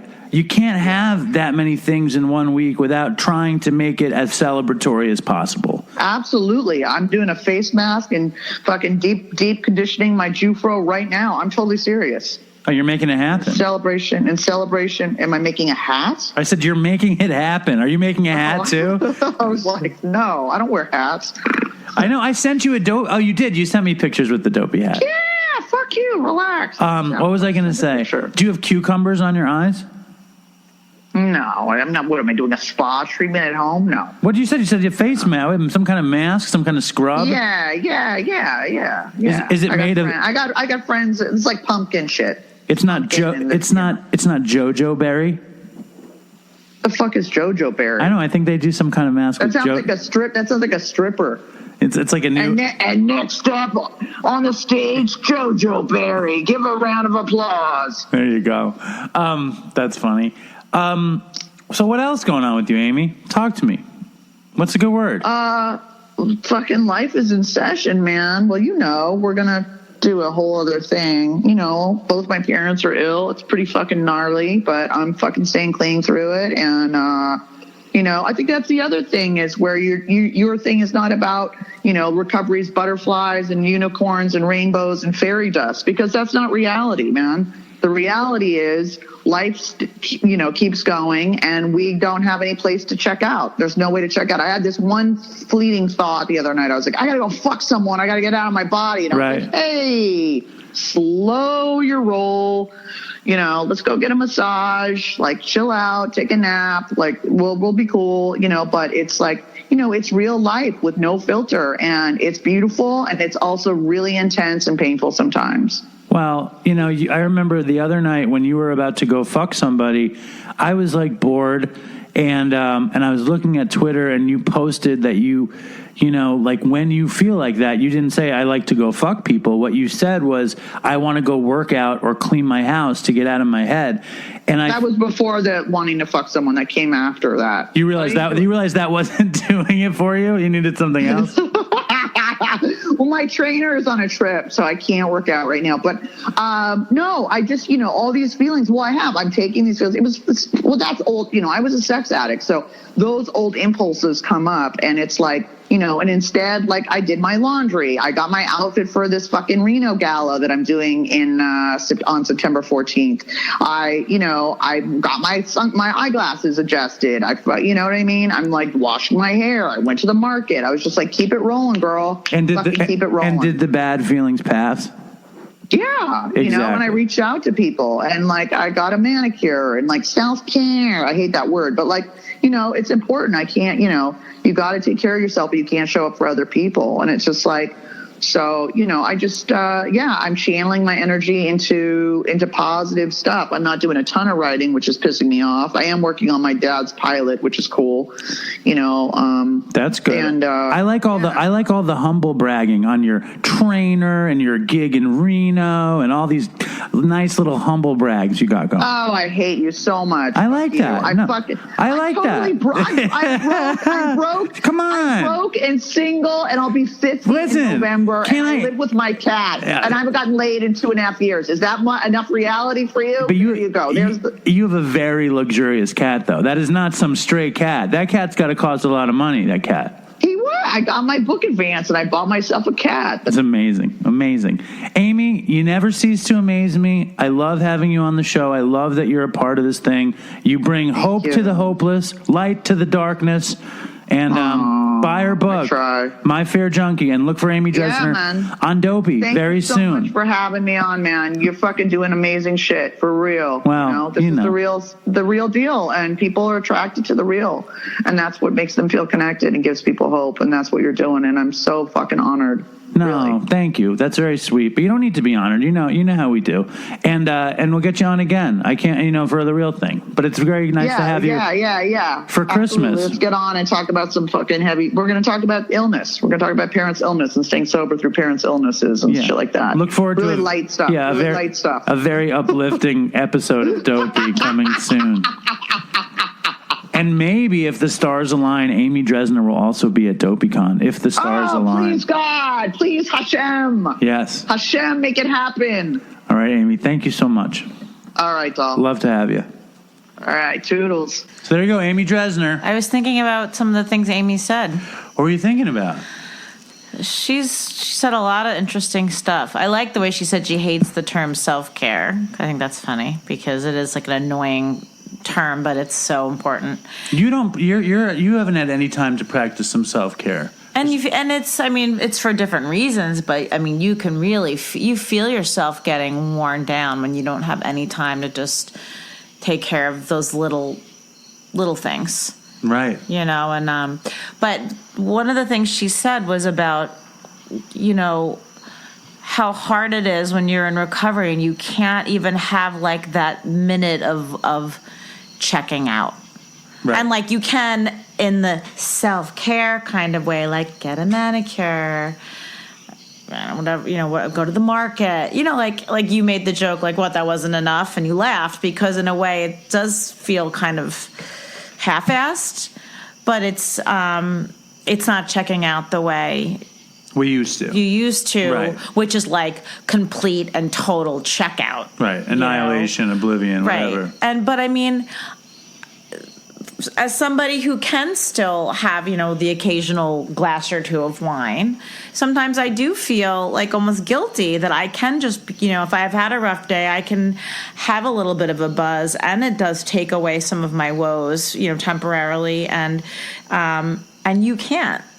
Or my good friends I'm just that was like what I was thinking about after she talked, or my friends in recovery that's why I've said this before on the show. I have such admiration for people who have to, like she said, deal with it's just so fucking raw. Like there's no checking out, no matter how bad shit gets. And there's things you can do, obviously. And there are things that I do to check out with. You're not screwed. Obviously, people find ways to still live fabulous lives. I'm just saying, I admire that. About me? You admire me for that? I think it's very strong. I think you eat a lot of sugar. So where's the ad? I thought you were admiring me right now. I do, but I do think you have your no, vice. I do. Yeah. You know, that's pretty extreme. It's not that extreme. I think, but I'm just saying you know. You know what? I know a story I never told on Dopey, and you might want to not include this, but it's something that Does that was make interesting. sense what I just said? Totally. Okay.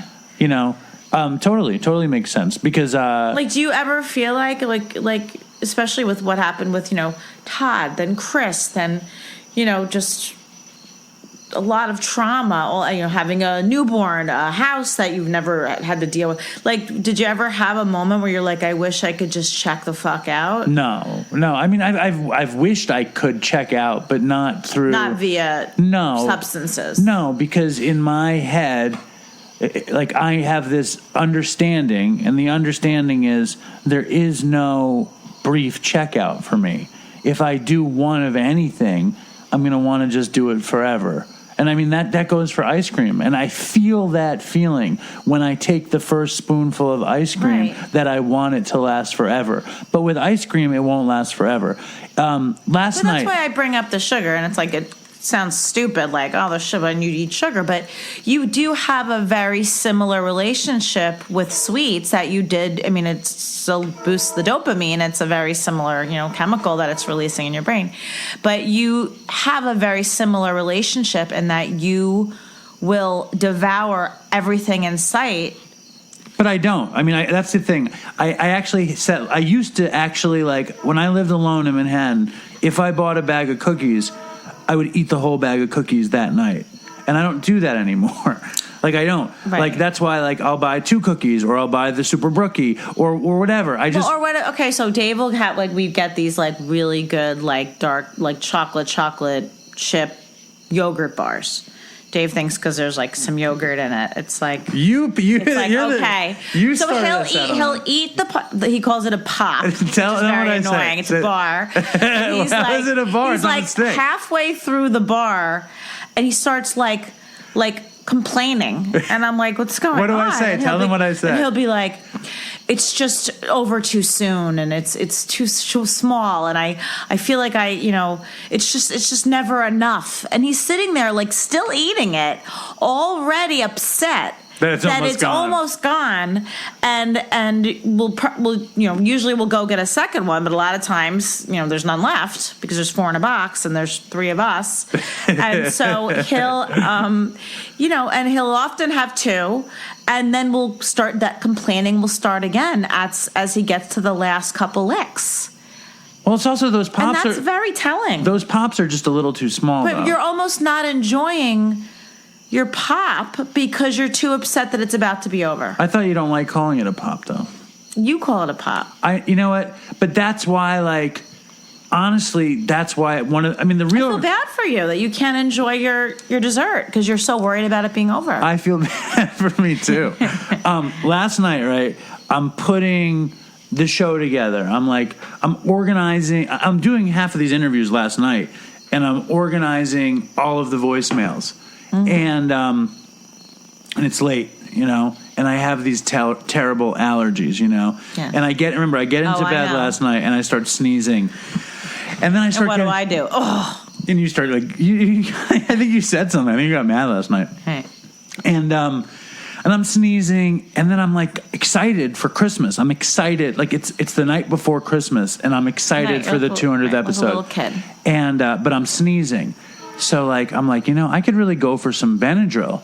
So I run out of the bed. You know how you feel about Benadryl? And I run downstairs, and there's no Benadryl in where we usually keep Benadryl, and then because lately I've been chugging the children's Benadryl, drinking the children's one, just takes a couple extra swigs. And then you're the one who told me to do it, and then I went upstairs and looked for the Benadryl, and I couldn't find any Benadryl. But you know what I found? is your Xanax broken in half in the medicine chest, like one pill broken in half. And I swear last night I was like, if I took that Xanax, I would sleep like a baby and wake up so rested. But then I said to myself, I'm not going to take a fucking Xanax. You know what I mean? I'm not going to do it. And then it reminded me of, and this is the story that I wanted to tell, probably like 3 months ago or something. Like I'm sitting on the couch and you come up to me. Did you steal a Xanax, or did you take this? Remember you found some like half a Xanax someplace and you were like, did you take the other half of this Xanax? And I was like, where did I think I found it? Where was it? I don't know. But I said no. Yeah. And like, it was this amazing moment where like, I knew I didn't take the half of Xanax. And it's just like, and I've been clean, 4 years, but still the luxury of knowing that I didn't take the half of Xanax, it was just like, it felt so, it felt great. And the reason that like, and when you say you feel bad that I can't have a drink or I can't get out of my head in the way that you do or so many other people do, I can. If I could drink that wine right now. There's nothing stopping me. I just really like my life. You know what I mean? Like I just like my life the way it is, and I'm an addict. And if I take something, I want to keep taking it. And the real lesson is in cigarettes for me, though. I walk down the streets of Manhattan most days, and I smell the cigarettes, and I love the smell, and I love smoking. But, my lungs were fucked up when I was smoking. Yeah, they were. And I was all fucked up, and I would smoke, 20 to 30 cigarettes a day when I smoked. You were getting bronchitis regularly. Many times a year. You'd be, he'd like, we had pumps everywhere. Like, what were they like? Bronchial dilators. And I was like, that's not normal to just be having those all over the place and use that's not a normal way to be taking care of your lungs. No, but so like I don't smoke, right? And I think about asking somebody for a cigarette constantly. But if there's one thing that I know, number one, a cigarette after not smoking for 2 years is going to make me sick to my stomach.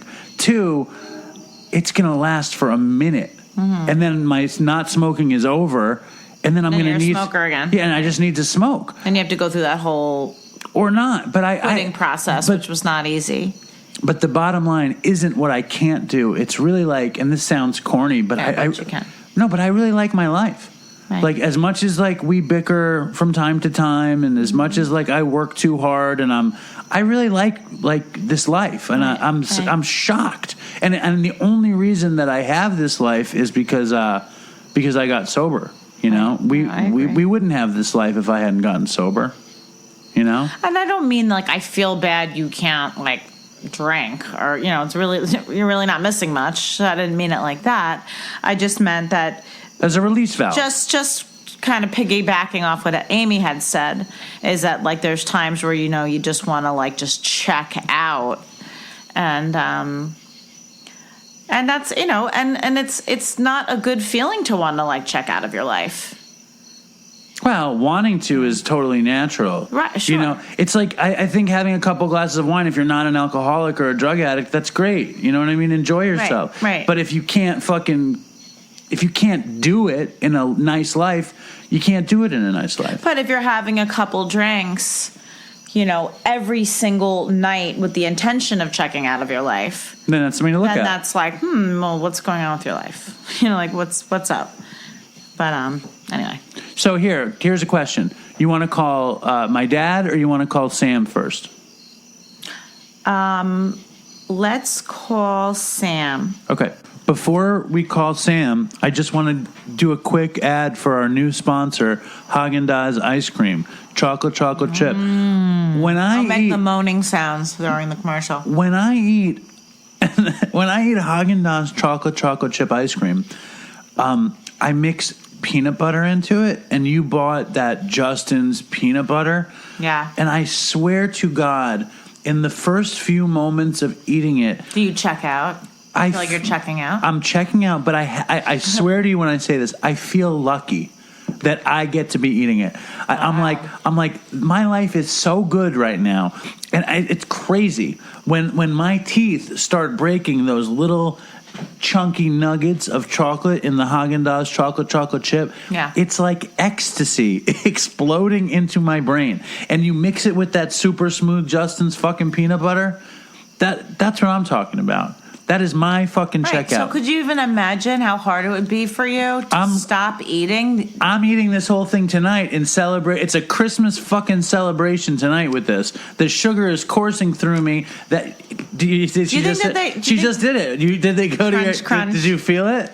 Do you think that they have rehabs for people with food addiction? The problem that you have? I don't have a problem. It's not a problem. Do you hear the way you just described? That's love. Your dessert? That's love. We're going to call Sam now. Okay.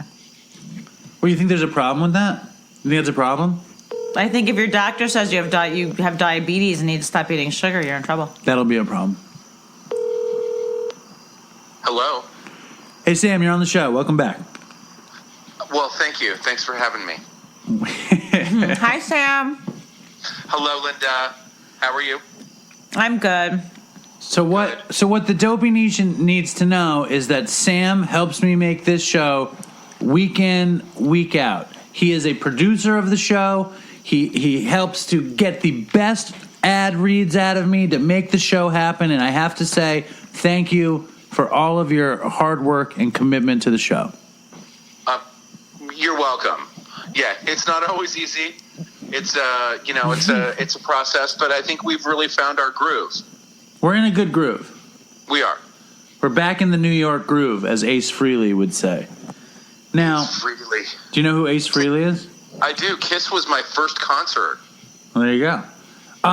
But I just thought you should have a place in the fucking 200th episode in the Christmas spirit. So this is your place. Welcome to the show, and thank you for all you do. Well, it's nice to be on. It's nice to be on this episode, especially. It's such a monumental milestone in the history of Dopey, and really, to hit 200 for any podcast is pretty freaking remarkable. Right. I mean, like Linda and I were listening to that Evolution of Dopey thing, and you really feel like life passing and things changing week in, week out, especially when you talk so much about your life, So I think that's like a cool thing about the show. Well, totally. And speaking of evolution, you and I have talked, but excuse me, one thing that I felt. What was that? What was that? That was a lung oyster coming up. That's because Sam can't stop smoking. Sam. Yeah, I know, Linda. I know. And I quit. I quit for 2 months after I got out of the hospital with pneumonia. Continue. Yeah. Anyway, yeah, it's my lungs are rich. It's like a little oyster farm in there. Occasionally one's got to come up. But what I was saying. Well, don't do that again, Sam. What? She says it with the mouth. I'm eating ice cream, so I can't hear any more oysters. What do you call them? Clams? Lung oyster. Oh, lung oyster. Yeah. Well, I don't mean to disgust you, but I can't really help it. But I enjoy your ice cream, and so what I find remarkable about the evolution of Dopey is that when you and Chris started, you had, you were a newcomer. You had 4 months of sobriety. Yeah. And Chris had about a year and a half. Yeah. 2 years. Yeah, it's possible that maybe I shouldn't have started an addiction recovery podcast with 4 months, but it's in classic style, and Dave. For you to do that, just to take that on is, it's classic. And I would have been disappointed had you not undertaken an endeavor like that. But which is to say that, you were clean, but you weren't particularly sober at the time. And Chris, I'm listening to old episodes, especially the early ones, and having sort of, had a sneak peek at some of Worcester's compilations, you hear Chris, and he sounds very wise. He sounds very sober in those days. And you being really adamant about not bringing recovery in, you're just defiant and that you just want to, talk about, super gnarly drug stories. But as the shows progressed over, episodes, these 200 episodes, you've really gotten quite sober. You've really become. He walks the walk. He walks the walk. He's walking the walk. Yeah. He used to. I used to neither walk the walk nor talk the talk, and now I walk the walk and talk the talk a little bit. Yeah, and I also want to say happy 4-year sober anniversary to you too. That's remarkable. While we're on this topic. Yeah, right on. I appreciate that. Yeah, I mean it's pretty huge. You and I were never really sober at the same time. Who, you and I? Yeah, when we met in Florida, we weren't really sober. We were sober then. We were sober then. We were sober then, but we were shady. Sam and I met in Delray Beach, Florida, and we worked on a furniture truck. And like every day after work, we'd go swim in the 80-degree ocean, and we would call it go floating and pondering, and we'd float. We'd float and ponder the universe. We'd go swimming in the afternoon, and it was very nice. Except that in the Atlantic Ocean in Florida, when we were there, they had these problems with what was it, like sand fleas or ocean fleas, or what was that thing? Do you remember that? Yeah, there were fleas on top of the ocean that were skittering around. It's disgusting. And so when you're trying to float and ponder and be peaceful and meditative, these fucking little organisms, go up your nose. Revolting. But I appreciate the call, and I appreciate just to celebrate my sobriety, because I didn't even tell Linda that I was coming up on 4 years. Yeah. I didn't even mention it. In fact, don't get me started. Yeah, that's a funny story. The day that I got the 4 years, it was Tuesday, and I hadn't mentioned it to her. I got up at 4:45. I caught the 5:45 train into Manhattan, and I was like, "Holy shit, it's my 4 years!" So I posted it on Instagram, and I posted a picture of me and Nora, like when I was still smoking weed and stuff, and then I posted a picture of our whole family, and I had texted Linda something, but I hadn't mentioned the 4 years, and then I was like, "Oh yeah, I got 4 years today," and Linda texts, "I know, I saw it on your Instagram. That's where I learn about you." He's like, "Oh, it's 4 years." He goes, "Let me put that on Instagram," as opposed to let me like call Linda or let me check in with my friends. He went. Let me at least give my life partner a heads up that this is coming around down the road. Right. Or just let me know before you jump onto social media. But you have to, That's okay. Sam. You have to admit, I talk to Sam constantly. I talked to Sam a little bit less than I talked to you. I know. And I didn't mention it to you either, the 4 years. No, I knew it was coming up, but only maybe a month, ahead of time. But I don't think I knew it was coming up. But I didn't talk about it. I think I mentioned it. I remember I was on the phone with Dr. Drew, and you were like, "Oh shit," remember? Yeah. So there you go. Yeah. Well, so there you go. But Linda, you should be proud. You had a huge part in all of this. I love you when you're on the show. Thanks, and your support is, keeping Dave going, and I've come around. It's been a. It depends what time of the day it is to see how far she's come around on this thing. But no, I would have nothing. My recovery is first, then my family is second, then work is third, and then Dopey is a solid fourth place. But that's a lot of good stuff, and I don't think I would have shit. My life would suck without Linda in it. So, that's for sure, without a doubt. You should see her, so beautiful, eating the whole pint of my precious ice cream. It's fucked how up. Can you stand that? Do you have a backup pint? No, I don't. I just have those fucking yogurt bars. And I think this is really distracting him that I'm eating it. What did you say, Sam? You're going to have to finish up and go get yourself a brookie and a pint of ice cream to celebrate the 200th. She's eating my celebratory pint of ice cream right now. Anyway. She deserves it. Huh? Thanks, you Sam. Give it to her. Anyway, thank you, Sam. And thank you for everything you do. And Merry Christmas. Yeah, Merry Christmas. I do miss Chris, and may he rest in peace. And Dopey Nation, stay strong, and toodles. All right. Later. Okay. So that's producer Sam, sticking by the show, celebrating my sobriety. Very dedicated, that's Sam. Well, I think that the show is actually really good for his sobriety. And I think he loves, Sam loves making stuff. And Sam, you know, me and Sam are tight. We've always been good friends, even if we weren't like in touch.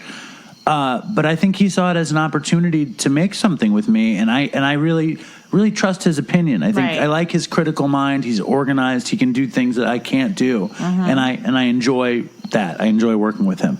Let's hear some more Dopey Nation stuff. Let's do it. Merry Christmas, Dopey Nation. This is Corey from Florida.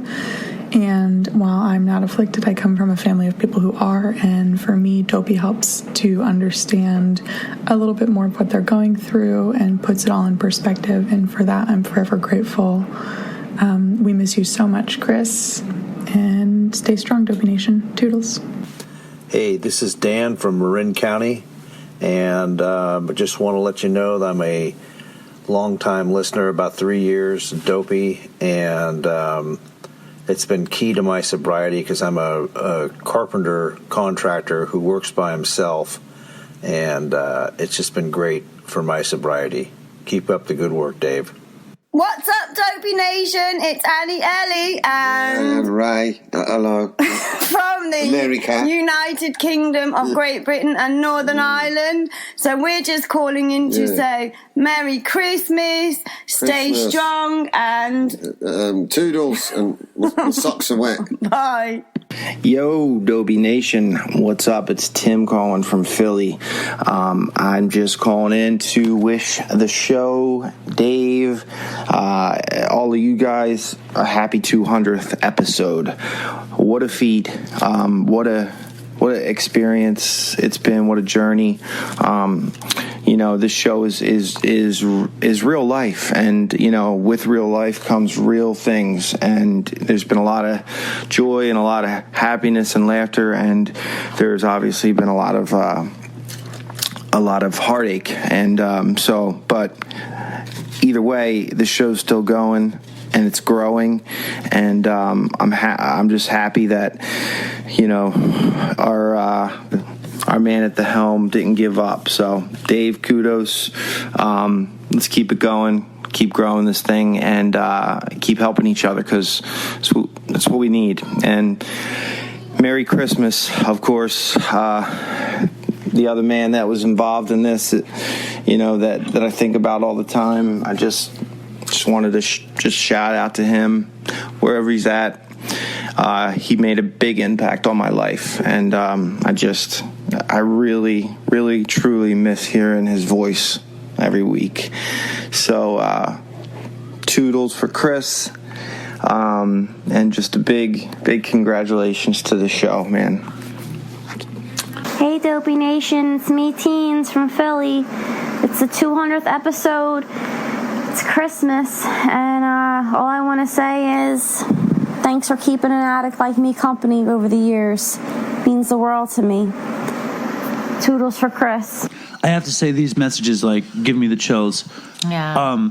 Especially Tim and Tina. Tim, like, he was the king of dopey voicemails, and I remember me and Chris would listen to. We'd be doing a number of shows, and then Tim would send in some fucked up story, and me and Chris would like get high on the story, and both of us would just remember the worst stuff we had ever done, and we'd just go crazy. Like, he would kick off episodes so easily.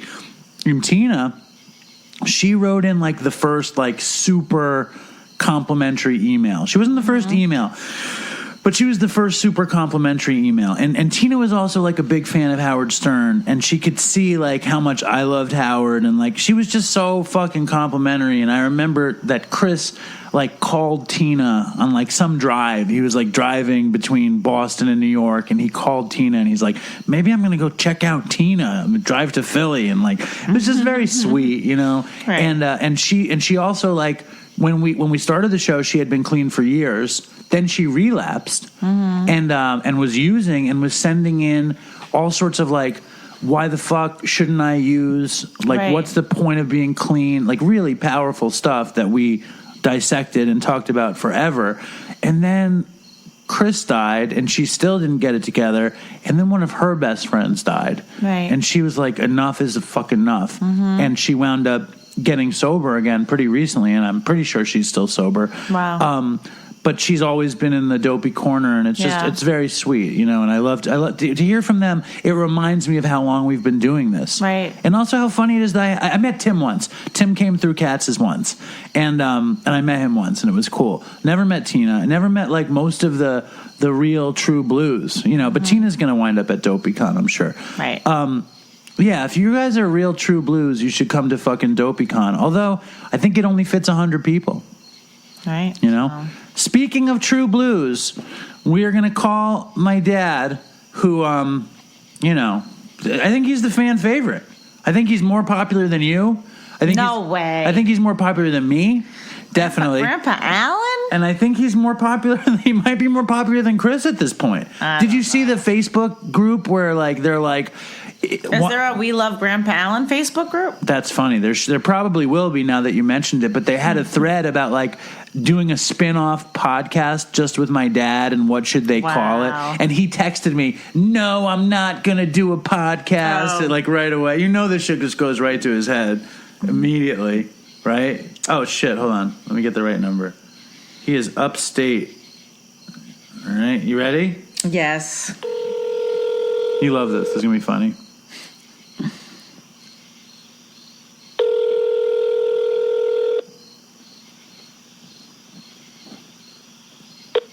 Hello. Hey, you're on the show. Merry Christmas. Happy 200th episode. Yes, Merry Christmas and happy 200th episode. And everybody stay strong in Dopey Nation. Dad, what's your podcast going to be called? I'm not having any podcast. That's not going to happen. No. Linda's here too, by the way. Hi, Linda. Yeah, I wanted to speak to Nora, and it's fucking midnight, Dad. You want us to wake them up? No, I'm talking about tomorrow. Okay, we'll call you tomorrow. Anyway, no, there's no podcast. No. Lynn, you know what story you should tell with my dad on the phone? Tell the story about when we were upstate and you went to the bathroom in the middle of the night. Oh no, that's not good. Tell that story. So we were up at the lake, and I got up to go to the bathroom, and really? Yeah, it's a funny story. So I did my business. Her dirty business. Did my dirty business. And then for some reason I turned around to look into the toilet bowl, and there was a little shadow on the toilet paper. And so I was like, that's weird. So I looked closer, and it was a mouse that was hanging on to the toilet paper, and I'm assuming that I... Like a life raft. Like... peed on the mouse. So I freaked out, and I ran and I woke up Dave. And so Dave came in and he looked, and then he ran into the bedroom and grabbed a sock and was going to put it in a sock and throw it off the balcony. And then then I said, "No, you can't kill it." So then he took it in the sock and released it outside. While Grandpa Alan is downstairs on the basement level, sleeping with like 50 mouse traps set up. Well, in the morning you told him the story, and what did you say, Dad? There's no way you should save that mouse's life. No way. Because everybody who loves Grandpa Alan, everyone who wants the Alan he's a podcast, mouse killer. He's killing rodents all over the place. But I keep the house warm all winter so that they're happy, though. Ah. But that's the we're story. at war. Geese and mice, not good. Not good. So what do you say to all of your super fans around the world? They're terrific. They're taking my side against you. That's for sure. What else is new? They can see that I need help. Be nice to your father. Come on. What else you got to say, Dad? That's it? Nice, short and sweet? Well, no, I mean, be serious, and everybody out there, stay healthy and be strong, and remember Chris. Yep. Yeah. All right. Sounds good. Well, that's it. We love you, Dad. Thank you for... I love you both. I love you both. And Dad, hold on. Wait, hold up. I want you to make it clear that I'm not mean to you. This is not me. You being are mean. sometimes. I'm not being mean. Dad, could you straighten this out for the audience, please? All right, listen.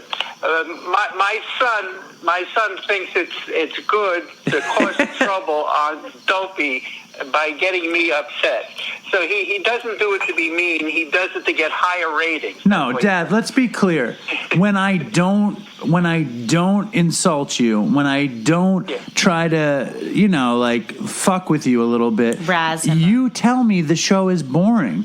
You say, "Oh, that was a good interview, but I really prefer the humorous stuff." And then you really don't like you don't like the shows you're not on. So I really do it to make you happy. You know that, right? Yeah, right. Of course not. No, you don't do it to make me happy. No. Anyway, what do you call it? You're perfectly good at doing what you're doing, and sometimes you just get me upset. But really, Dopey Nation, I love him very much, and he's adorable and terrific. Though it does cause trouble for me sometimes, like maybe 20 years worth. So you're saying that you're blaming the victim. You don't think it's funny. You're saying that when I get angry at you, you think it's funny. You love that stuff. Do you not? No, sometimes I'm really angry. I mean, you say things that aren't true. Like what? I don't care. Like I'm a world's authority. That I think I'm the world's authority on podcasts. I mean, or you think that I don't like any show that I'm not on. Those are not true. Wow. Not true at all. I'm glad if you. Yes, you have something to say? We'll leave it at that. It was a wonderful appearance, and thank you for coming on the show. And I love you, and hopefully you'll be up soon. All right. You know when he comes to the house, he complains about what we bring him for dinner. Like we're not allowed to serve him the same meal. We can't serve the stuffed peppers from Costco. Yeah, but he's too good for the stuffed peppers. He's some kind of food snob now, right, Dad? Again, you're saying things that aren't true. I mean, just because you have two food groups doesn't mean that I don't like it. Well, you have to admit that one thing that you've taught me is a joy in complaining. You live to complain, and you've passed that on to me. And like the funny thing is, we'll have dinner with Linda's family, and my dad will start complaining, and then I'll get into it, and Linda and her mother look aghast because that's not their family's tradition. Where our complaining brings our family closer. Nora loves complaining. Yeah, we don't like to complain. Norwegians don't like to complain. That's what it is. Right. What do you think, Dad? Well, no, it's really not a complaint. It's just, sometimes you say what's true, that's all. You've admitted that you like complaining, though. When it's deserving, of course, yeah. You're really holding back right now. Especially when it leads to corrections. You know, when things change because people realize what the complaint was is true. Like you making up false things about me. That's a legitimate complaint. Or like you not having to eat stuffed peppers all the time. Yeah, we can do without stuffed peppers once in a while. Yeah, that would be good. All right. I think your appearance has now gone a little too long. But thank you for coming on. Too long. And we love you, and we'll see you soon. All right, and stay strong, Dopey Nation. Love to Linda, Nora, Susie, everybody, the whole family, okay? Bye, Alan. Thanks, Dad. Bye. Okay, good night. Well, there he is. Complaining Alan. That's what his podcast should be called, Complaining Alan. No? No. Everybody loves Alan? Yes. Yeah, everybody loves Alan. All right, well, I want to do a little more Chris, and Linda's running out of steam, I think. So you want to go, or you want to hear a little more Chris? What do you want to do? I think I want to listen, but I think I'm gonna check out.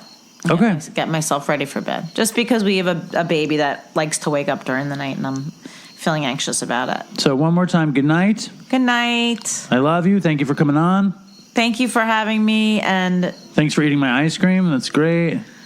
And I actually, like Sam said, I also feel honored that I got to be a part of this episode. You do? I do. After all that? After all what? After all the hemming and the hawing about starting over and all this stuff? No. I mean, I feel so grateful to be a part of this, and like I said before, I'm very proud of you. Thank you. And I love you. And stay strong, Dopey Nation. All right. Bye. Good night. No. You can't go yet. We have to do one more batch of fan stuff. Okay, you ready? Okay. Okay. Or just one special fan that I want your reaction for. Okay. Okay. It's. Here we go. I'm Candy Dick, Andy Dick's sister. I'm the funny Dick. No, that was a joke. That wasn't the one I want you to be here for. Here's the one I want you to be here for. This is a message for all the dopies and the dopes. And Dave, the head dope. It's Jamie Lee Curtis, and I'm congratulating you on telling the truth and telling it with humor and rage and tears and hope. And I'm proud of you. And I'm proud to be one of you. So consider me a dopey forever. Dope out. Huh? I love her. I know that. I wanted you to get all emotional about Jamie. I know. I think she's so awesome. And I love that she calls you the head dope. Wow. That's my favorite thing. I just love how, like, she's so emotional and I know, passionate, and just, like, she just means every word, and I just think she's amazing. It's very cool that she followed up with us. And she just really, like... She feels it. And it's so cool. She's Jamie Lee Curtis. She's so famous. But I'll tell you, when we did the first hour, we did laugh a bunch.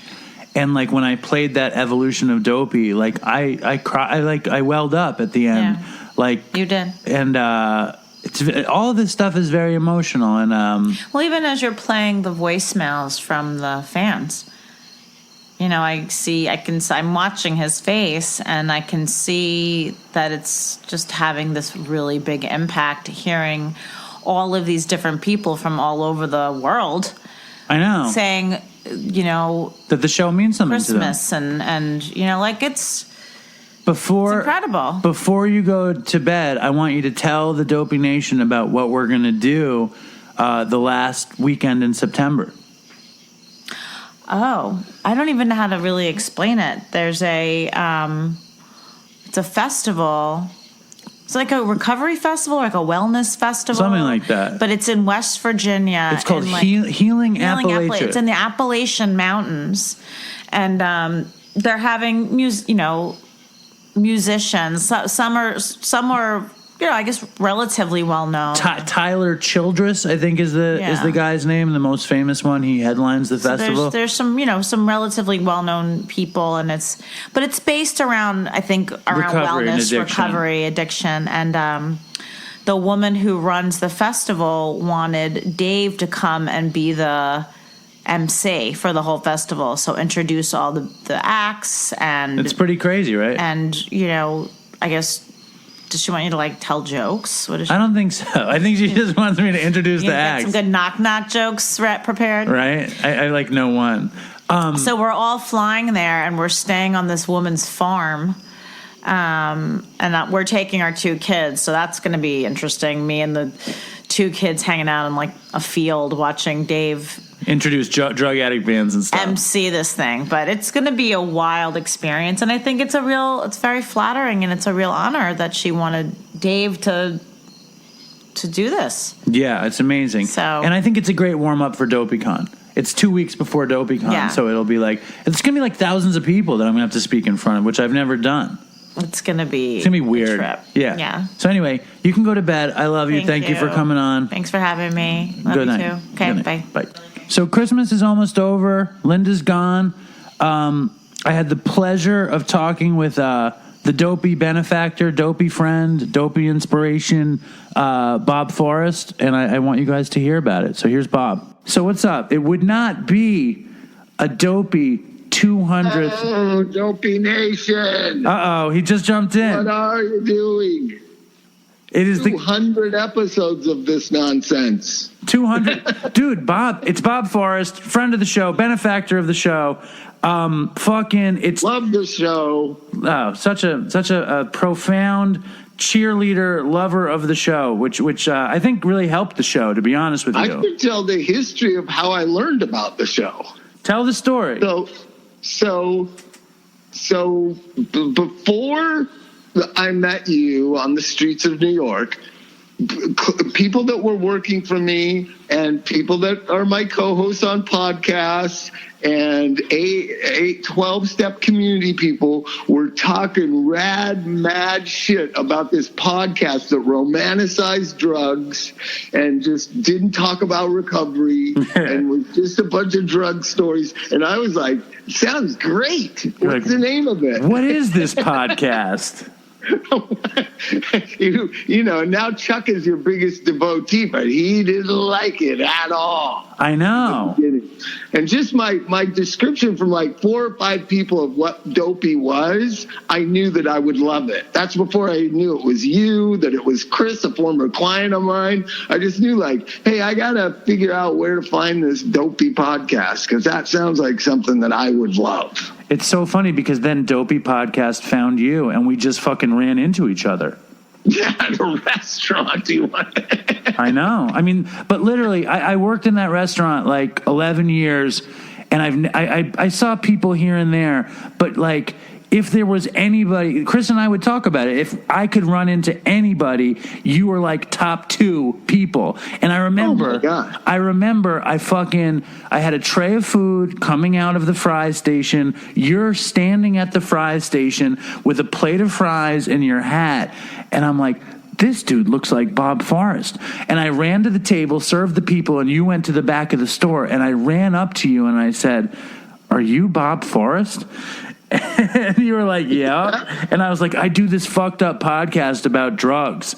And you were with your family. And you were. And I'm so slow, I still didn't realize that it was the one that people were talking shit about.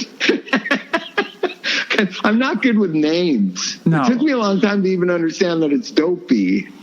What did you think it was? I knew it was something to do with, well, the way people were describing it, I just thought, here's the thing. The way people were describing it to me, I thought it was like 2 20-year-old stoned guys doing it. Yeah, when I told my sponsor about it originally, he said that it sounded like Wayne's World to him. Yeah, like that's what I kind of thought. Like Beavis and Butthead or something, right? Like, yeah. Well, it kind of was. It kind of was like that, and it was a lot of fun. I also remember the first night you came on. Chris and I were racing back to his parents' house in the Hamptons, and to get you on the phone. And and like we called you, and you have this ridiculous voicemail, which is like you laugh, you're like, ha, ha, ha. You're like sound like some kind of the Joker or something. And I'm like, he's not going to answer the fucking phone. And Chris was so excited because he had been in your treatment, he had been in your care. So and I remember him because there's 3 clients that were like him, and I at different times I addressed all of them, and it was over a period of years where they're totally guys like me who totally get it, sharp, bullshitting everyone. I knew they were bullshitting everyone. They knew that I knew that they were bullshitting everyone, that they weren't psych patients, that they didn't belong in the psych part of the hospital. They were just avoiding being in the rehab part of the hospital. And I would have these rat-a-tats with them, like these joking arounds, like, how's that psych meds doing for you? Yeah, exactly.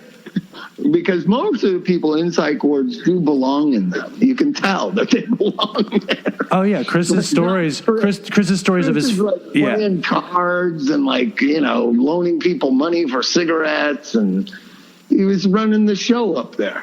It was like One Flew Over the Cuckoo's Nest thing. Yes, exactly like that. But what he would say about you, he would talk about, Chris actually got, whenever I went to rehab, I barely got anything out of it. But Chris got a lot out of different rehabs.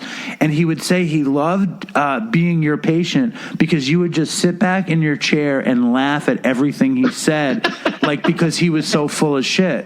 And that was profound. Well, he would talk about these elaborate,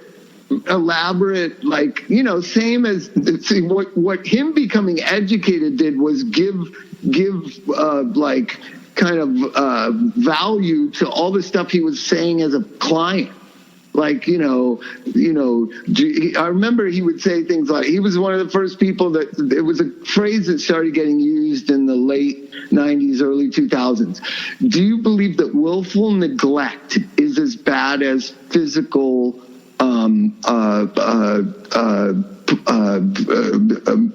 physically beating abuse? Physical abuse. Physical abuse. And I'd be like, what are you talking about? I didn't even know what willful neglect was. Right, exactly. But he was zeroing in on all, because he couldn't say, I come from the hood, my mom's a prostitute, and they beat me all the time. He couldn't say that.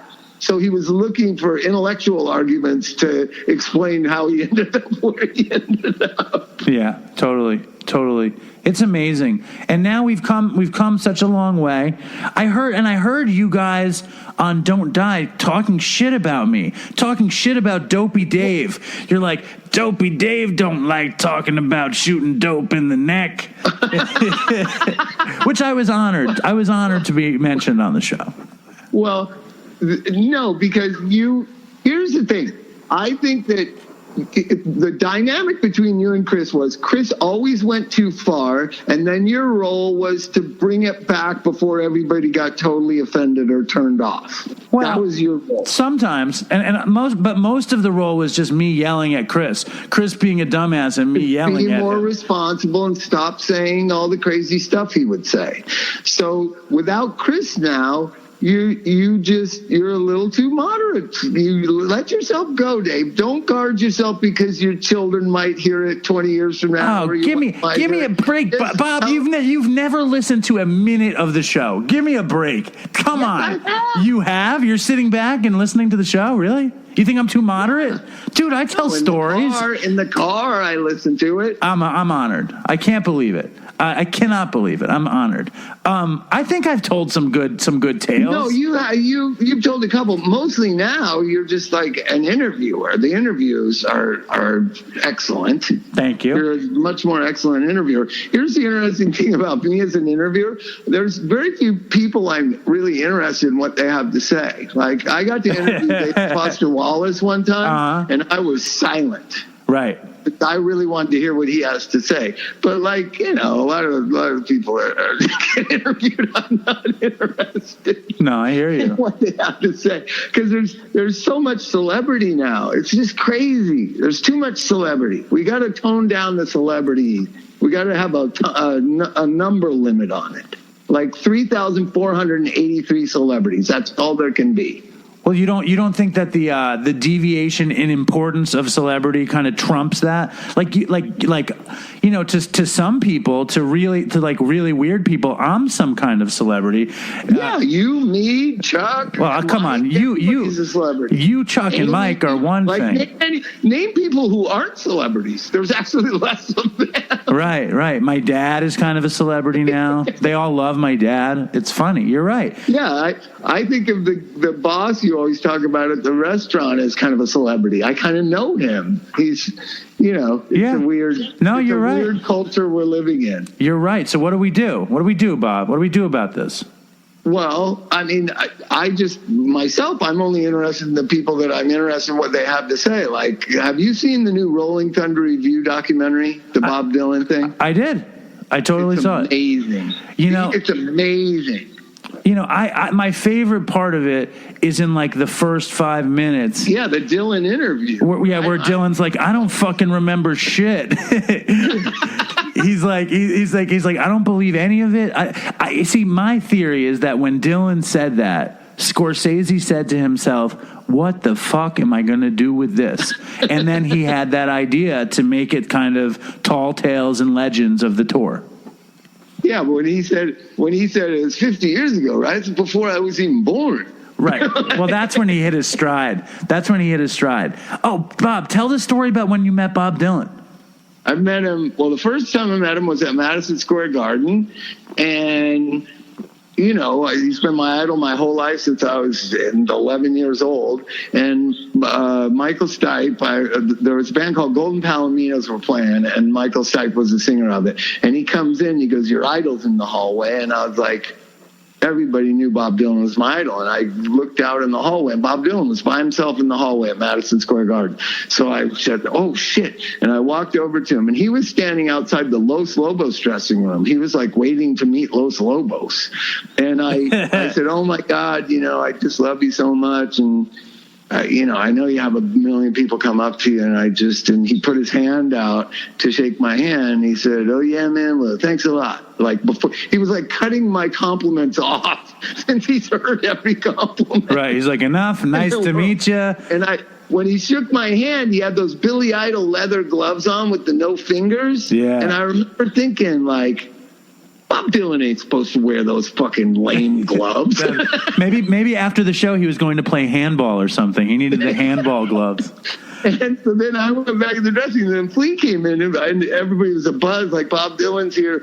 And Flea goes, where's Bob Dylan? And I said, he's in the hallway. And Flea went up to Bob Dylan and said, I'm in a band called the Red Hot Chili Peppers, and we covered your song Subterranean Homesick Blues, and we sent one to you, and I always wondered if you ever heard it. And he shook his hand and said, oh, yeah, man, thanks a lot. He said the same Right.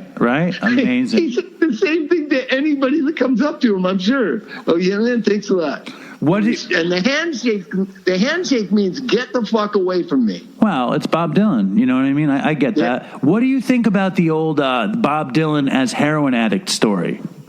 Yeah, he was a heroin addict. Ratso told me he was. Do you think he was a heroin addict? How long do you think it lasted? How long do you think it went? Do you think he got out of it during the fake motorcycle clap? In Eat the Document, John Lennon and him in the back of that. Yeah, or High on Dope on Taxi. Yeah.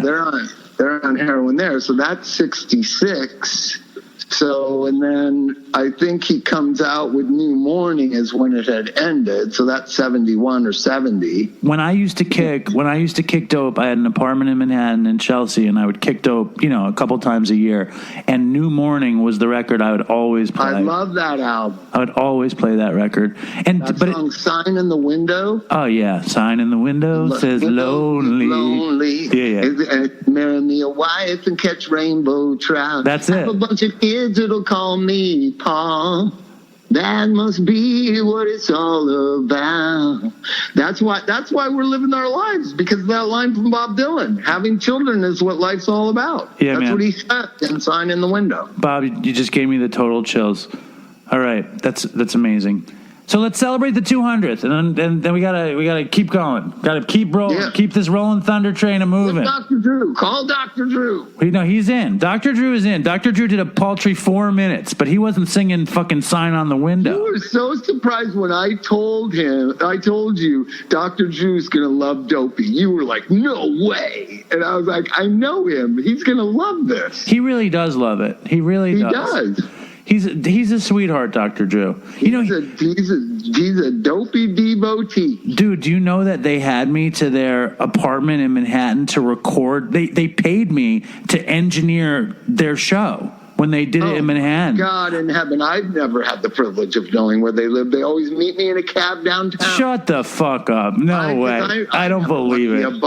I never want to be above 14th Street. Wow. Well, no, but they moved literally right down the street from where my dad lives.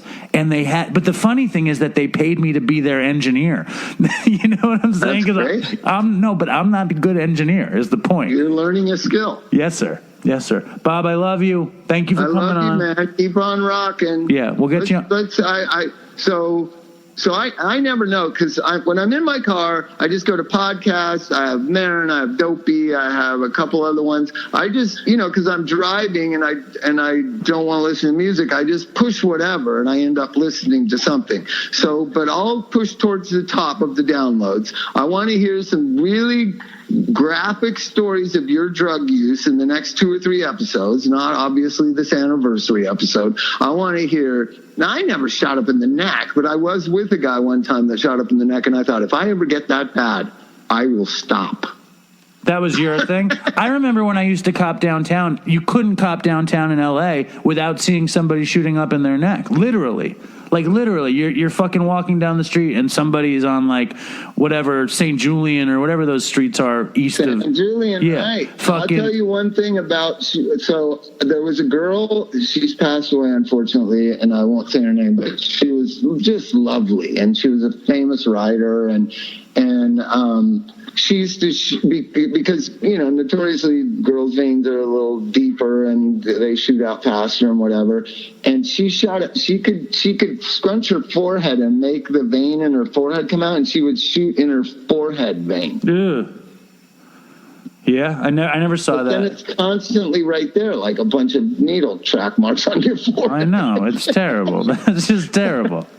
But all right, see you later, kids. You're the best, Bob. Thanks. I love you. Bye-bye. Later. All right, so that was Bob, and I think this is the longest episode of Dopey in the history of Dopey. But fuck it, man. It's the 200th episode, and, it's a celebration. If you guys are still listening, you're still listening, and I want to get as many people in as I can.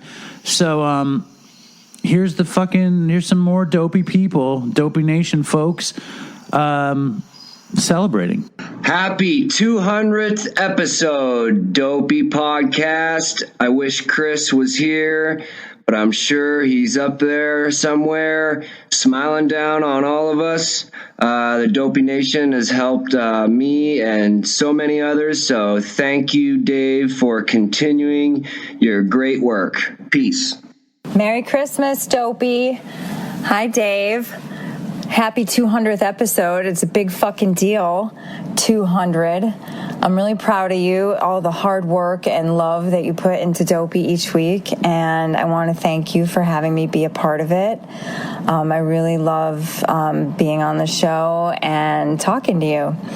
And I also want to say, for all your crazy cockamamie ideas, I think that one of your best ideas was that I should get sober, because it wasn't my idea to get sober. It was your idea that I should get sober. And thank you for that, because it's been a beautiful, beautiful gift. And thanks to the Dopey Nation, and toodles for Chris.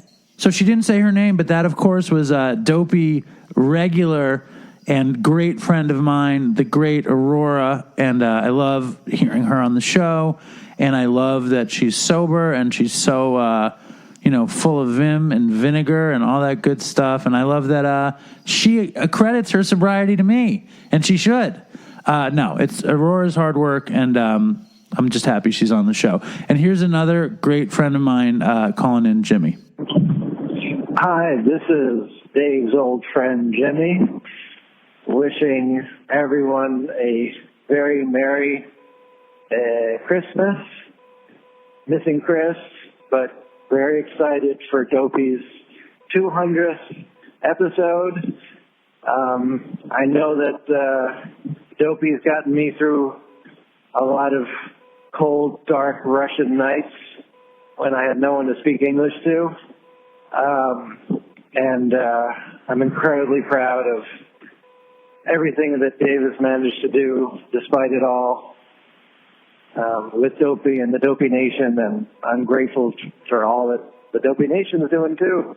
So stay strong, Dopey Nation. I'm looking forward to the next 200 and everything that's to come. All right, much love, Dave. And last but not least, toodles for Chris. Hey Dave, it's Lucy in San Francisco calling to say Merry Christmas. I miss you, Chris. I'm coming up on a year of sobriety, and I remember when Chris died, I remember walking over the hill to go to my house, and I was on my way to score cocaine. I was going to meet someone at my house, and I was thinking, what the fuck are you doing? What are you doing? Chris just died. And I always fucking hated cocaine too. I would just, use it as a drinking aid. And I just remember this really stark, this is fucked up. So, I don't know. Yeah, September 9th will be a year if I make it, God willing, as they say. But goddamn, sobriety is so fucking cool. And it's crazy. It's crazy to think Chris had a taste of it, and then it can be gone. yeah, it's just putting things in perspective. I just got done with a shitty ass date, and being sober on first dates can be a tough thing. And I'm a bartender, but so I walked by another bar in the city, and I saw that there's a chick bartending there who I know is sober, and I was like, it was just this little like flash of like, oh fuck yeah, okay, I can do this. We're doing it. Hiding in plain sight, serving you drinks. Yeah, being sober's cool. I don't know. This is rambling. Miss you, Chris. Thanks, Dave, for everything you do. Happy to be sober alongside you. Stay strong, toodles. Dave, Dopey Nation, happy 200th episode, man. You're kicking fucking ass. I love it. It's been a hell of a ride. Keep up the good work, man. It's fucking hard work. We appreciate it. Keep it up. Everybody stay safe. Love you all. Hey, Dave, it's Rox. Wishing you a happy Dopey podcast episode number 200. Thanks for bringing the nation together, giving us each other to lift one another up, and keep doing what you do. We'll miss Chris, but he would have been so happy for this 200th episode. Stay strong, Dopey Nation. And fucking toodles for Chris. So that, of course, was Kevin and Rox from Dopey Twitter.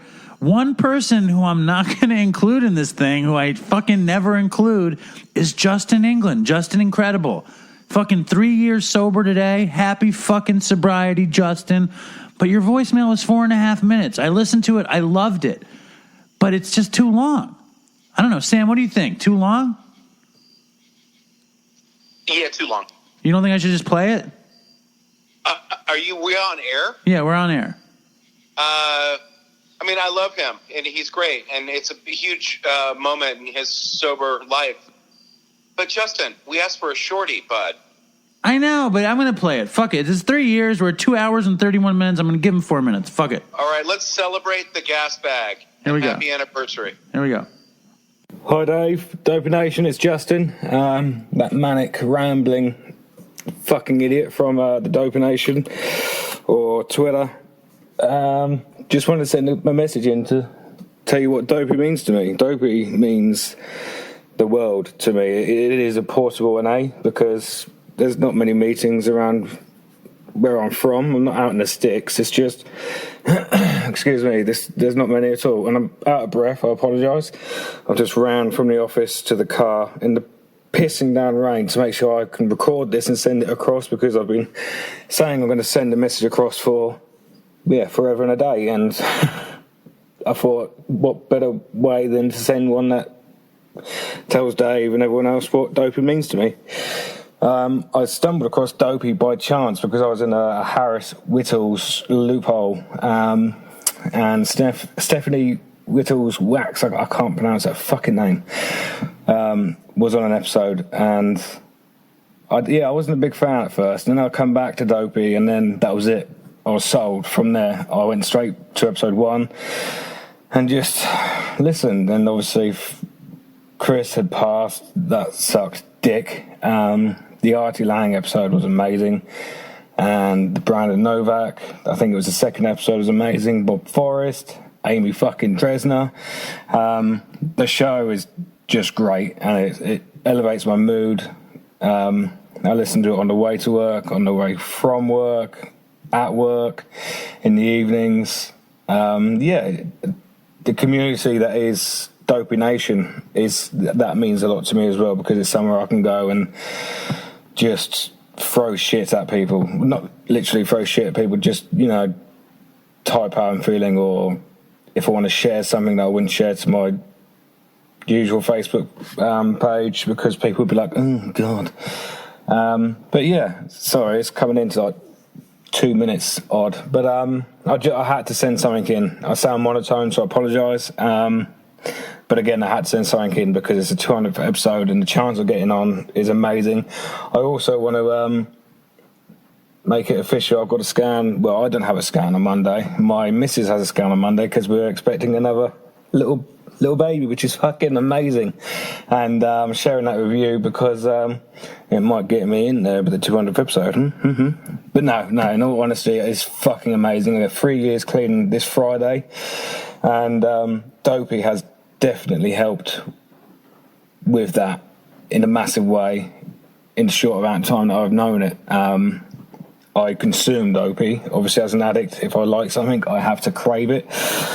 I crave it and I obsess and I obsess and I obsess. And thank fuck I found Dopey, because I wouldn't have met all the wonderful, amazing people out there like Colleen, fucking Brian, Albert, Rox, the other Colleen, and everyone. You know who you are. Fucking Dopey Nation. Animalistic Graves, I can't fucking think of it, and I'm swearing a lot, so I'm going to shut it off at 3 minutes 30 seconds, so fuck, this is probably too long. But yeah, Dopey means the fucking world to me, and Chris is looking down, he's fucking pissed, because what you've done with the podcast, Dave, is phenomenal. You've done an amazing job, and it deserves to be the number one podcast, not just for recovery, but just in general, because Dopey is for the people. It's not, it's fucking amazing, and keep it up, because I don't know what I'd do about Dopey now. But yeah, thank you very much for doing it. Thank you for meeting Chris. Thank the universe for introducing you to fuck-ups, and thank you for staying clean, and thank you for thinking this amazing idea of getting together and telling war stories, because it is fucking Dopey. It's also fucking amazing, and now I'm really swearing, but I'm getting passionate. It means a lot to me. It really does, and it means a lot to everyone else, and it's great to have you there. And I'm going to leave it here because I'm going on one. I'll go have another coffee to annoy the fuck out of my co-workers. So yeah, stay strong, and fucking toodles for Chris. Thank you, Justin. Way too long, but really beautiful. From now on, when I say keep it fucking 30 seconds, not 4 minutes and 30 seconds. I don't need time updates as you go. But this show is getting long. Before we go, I want to play a message from a real inspiration to me in terms of modern day social media recovery stuff. It's Tim from Dank Recovery. I take his memes every week, and his community is fucking amazing, and I love that he's a part of Dopey too. Here's Tim. I want you to think long and hard about what your life would be like if there was no Dopey podcasts. That's right. It'd be fucking terrible. This is Tim from Dank Recovery. Just on here to give a shout out to Dave and Dopey. 200 episodes. That's fucking incredible, man. 4 years of sobriety. That's fucking amazing. Keep up the good work, man. Thank you so much for letting me be a part of what you're doing. Rest in peace to Chris. And can't wait to see what happens next, man. Hello, Dopey Nation. This is Ishmael again.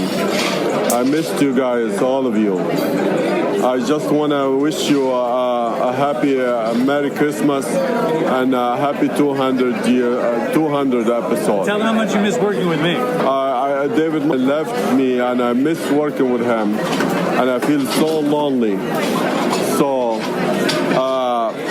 but I went back to smoke hash though. If you find a good hash, don't hesitate. Just smoke it. All right? Quit dope. Bye-bye. So I think that's it for me with this fucking Christmas, man. Long and hard fought Christmas. Anybody who sent something in that I didn't play, I'm sorry. Send in a fucking voicemail. Send in a submission for DopeyCon to dopeypodcast@gmail.com. I love you guys. I love what we've made. I love what me and Chris made. I love that you guys are a part of it. There's so many people that I thank, and I just want to thank as many people as I can right now. I want to thank Cormac for doing Reddit. I want to thank Andrew, Catherine, Paulina, Leah for doing Facebook. I want to thank Sam for everything he does. I want to thank Brad for coming up with the idea. I wanted Brad to be on this thing. I want everyone to be in this thing because Dopey is such a big part of my life. I wanted to really honor so many parts of my life. as corny as that sounds. So thanks, Aloe. Thanks, anybody that's a part of this. Fuck you, Just Coffee, for dropping us. I'm going to get fucking Stumptown, get another chock full of nuts. Fuck it. But before, I also want to thank fucking Ryan, who came up with the logo, and, all of Chris's people, and anybody who's been on the show, and everybody who's about the show. And, it all means a ton to me. Before we go, I want to end it with something Chris said. It's fucking incredibly sad, so brace yourself. There were so many other Chris clips I wanted to play too, but I wanted this to be a little of this, a little of that, a little of the other thing. We have more Chris stuff for next Christmas. And I want to thank Worcester for putting that shit together. I want to thank fucking Fowl and Peralta for doing so many graphics, a lot of graphics I never even put up. Thanks, what's-her-face, Kelly, for artwork.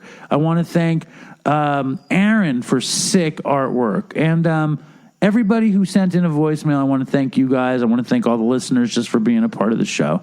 It means everything to me.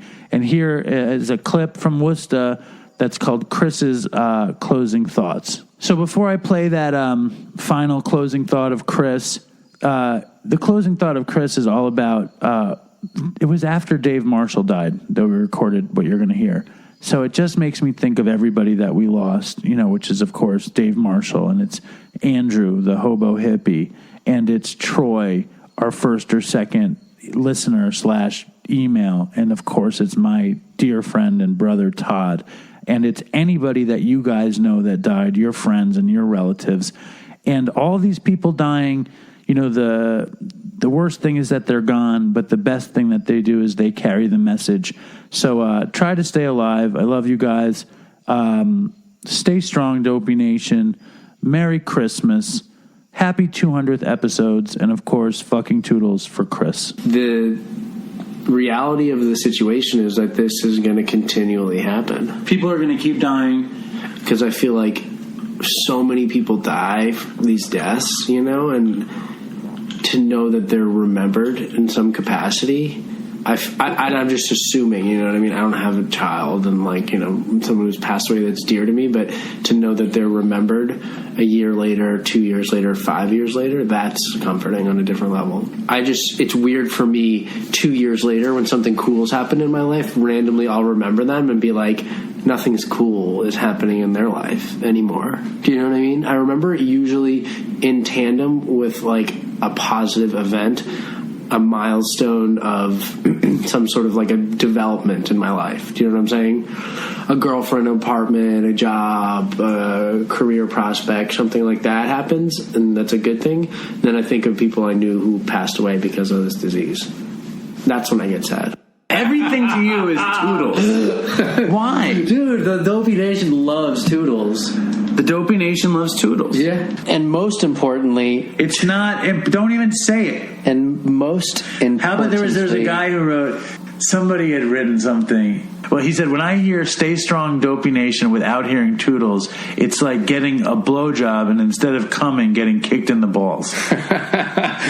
And with that, Toodles, my friends. You don't even say Stay Strong. You're just going to say Toodles without Stay Strong? Toodles.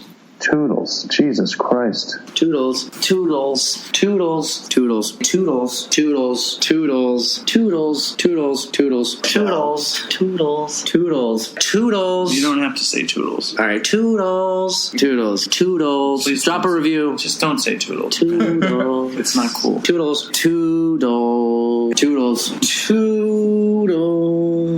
Toodles. Toodles. Toodles. Let your free flag fly. Toodles. Toodles. Toodles. Oh, toodles. Toodles. Say Toodles. Don't say I'm not. No, that's all you. That's all you. Sorry. Stay strong, Dopey Nation. All right, Toodles. You don't need to say that. You don't have to. Toodles. Don't say that. Toodles. Say Toodles. Toodles. Toodles, guys. Toodles. Toodles. You don't have to say Toodles. I do. Toodles. Toodles. Toodles. Will you say it for the 50th episode? I think you can say it. I won't. What about for the 100th? I don't say Toodles. I say Stay Strong, Dopey Nation. I'm gonna edit that Toodles and add it. Great. You don't have to do that anyway. All right, toodles. Toodles. Toodles, bye. Toodles. You're the first person that ever said toodles besides him. Nobody ever says toodles. Really? Thank you. Toodles. Toodles. Toodles. Toodles. Toodles. Toodles. Toodles. Toodles. Let your freak flag fly. Toodles. Toodles. Toodles. And Toodles? Toodles. You said it. Oh, you God. said it. All right, toodles. Wait. Toodles. Toodles. Toodles. You don't have to say toodles every episode. Toodles. You don't have to say toodles on every episode. Say it. Say toodles? Yeah. Stay strong and toodles. Toodles. You don't have to say toodles. Toodles. Toodles. Toodles. And thank you, Jesse. You don't have to say toodles. It's unnecessary. You don't need to say toodles every time. Toodles. You don't. It doesn't have to happen like that. Stay strong, Dopey Nation. And it's not necessary. No. You don't have to say anything anymore. I know you think it's not necessary. It sounds very like gay and effeminate to say toodles. Toodles. Stay strong, Dopey Nation. And toodles. And write an email. And toodles. It doesn't have to be about toodles. Just write an email. Toodles. Don't say toodles. Toodles. Toodles. You don't think that's a strong ending? I think it's a good ending. It's beautiful. That's your ending? Toodles is my ending. You know that. Imagine you're in front of somebody and they say, I love it when Chris says toodles. What would happen for you? I would lean forward and say toodles. Dopey Nation, we love you and we want you to be well. All right, toodles. You don't want them to be well? I do. Be well. Be well. And toodles. Toodles. Toodles. Toodles. Toodles. Toodles. Toodles. Toodles. Toodles. Stay strong, my brothers and sisters in recovery. Toodles. Toodles. Toodles. Toodles. Toodles. Toodles. Toodles. Toodles. Toodles. Toodles. Toodles. Toodles. Stay strong, my brothers and sisters. Toodles. Stay strong. Toodles. Don't say toodles. Toodles. Toodles. Toodles. Me not say toodles. Lord of mercy. Me not say toodles. Toodles. Toodles. Toodles. Write us a review. More reviews than Omar. Toodles. Toodles. Toodles. Look, someone just liked my tweet just now. Toodles. Toodles. Toodles. Toodles. Toodles. Toodles. Toodles. Toodles. Say toodles. Toodles. Bleh. Toodles. Me not say toodles. Me not say toodles. Me not say toodles. Toodles. Toodles. Toodles. Say toodles. Don't say toodles. You don't say toodles. You got everybody against me. Toodles. We don't need to say that. Take care, Dopey Nation, and toodles. You say take care, Dopey Nation? Stay strong. That's the new. Is that the new tagline? Take care, Dopey Nation. Take care. And see ya. Toodles. Me not say toodles. Toodles. Toodles. Toodles. Toodles. We'll see you next time. Toodles. Stay strong, Dopey Nation. And toodles. You don't have to say toodles. Chris says toodles. And All right, stay strong, Dopey Nation. Toodles. Toodles. Toodles. Toodles. Thank you. And toodles. Heroes. Thank you. Toodles. You know, say toodles this one time. No. Toodles. Toodles. And thank you, Jessa Reed. Toodles. Toodles. You don't say that shit. Toodles. You don't have to say toodles every time. You really don't have to say it every time. Toodles. Toodles. Toodles. Toodles. Toodles. Toodles. Stay strong, my brothers and sisters in and out of recovery. And toodles, I'm going to stop the call recorder. You can stay online. All right? Hey, but you don't have to say toodles. It's unnecessary. Toodles. I want to take a walk around the world. I wonder would it do me any good?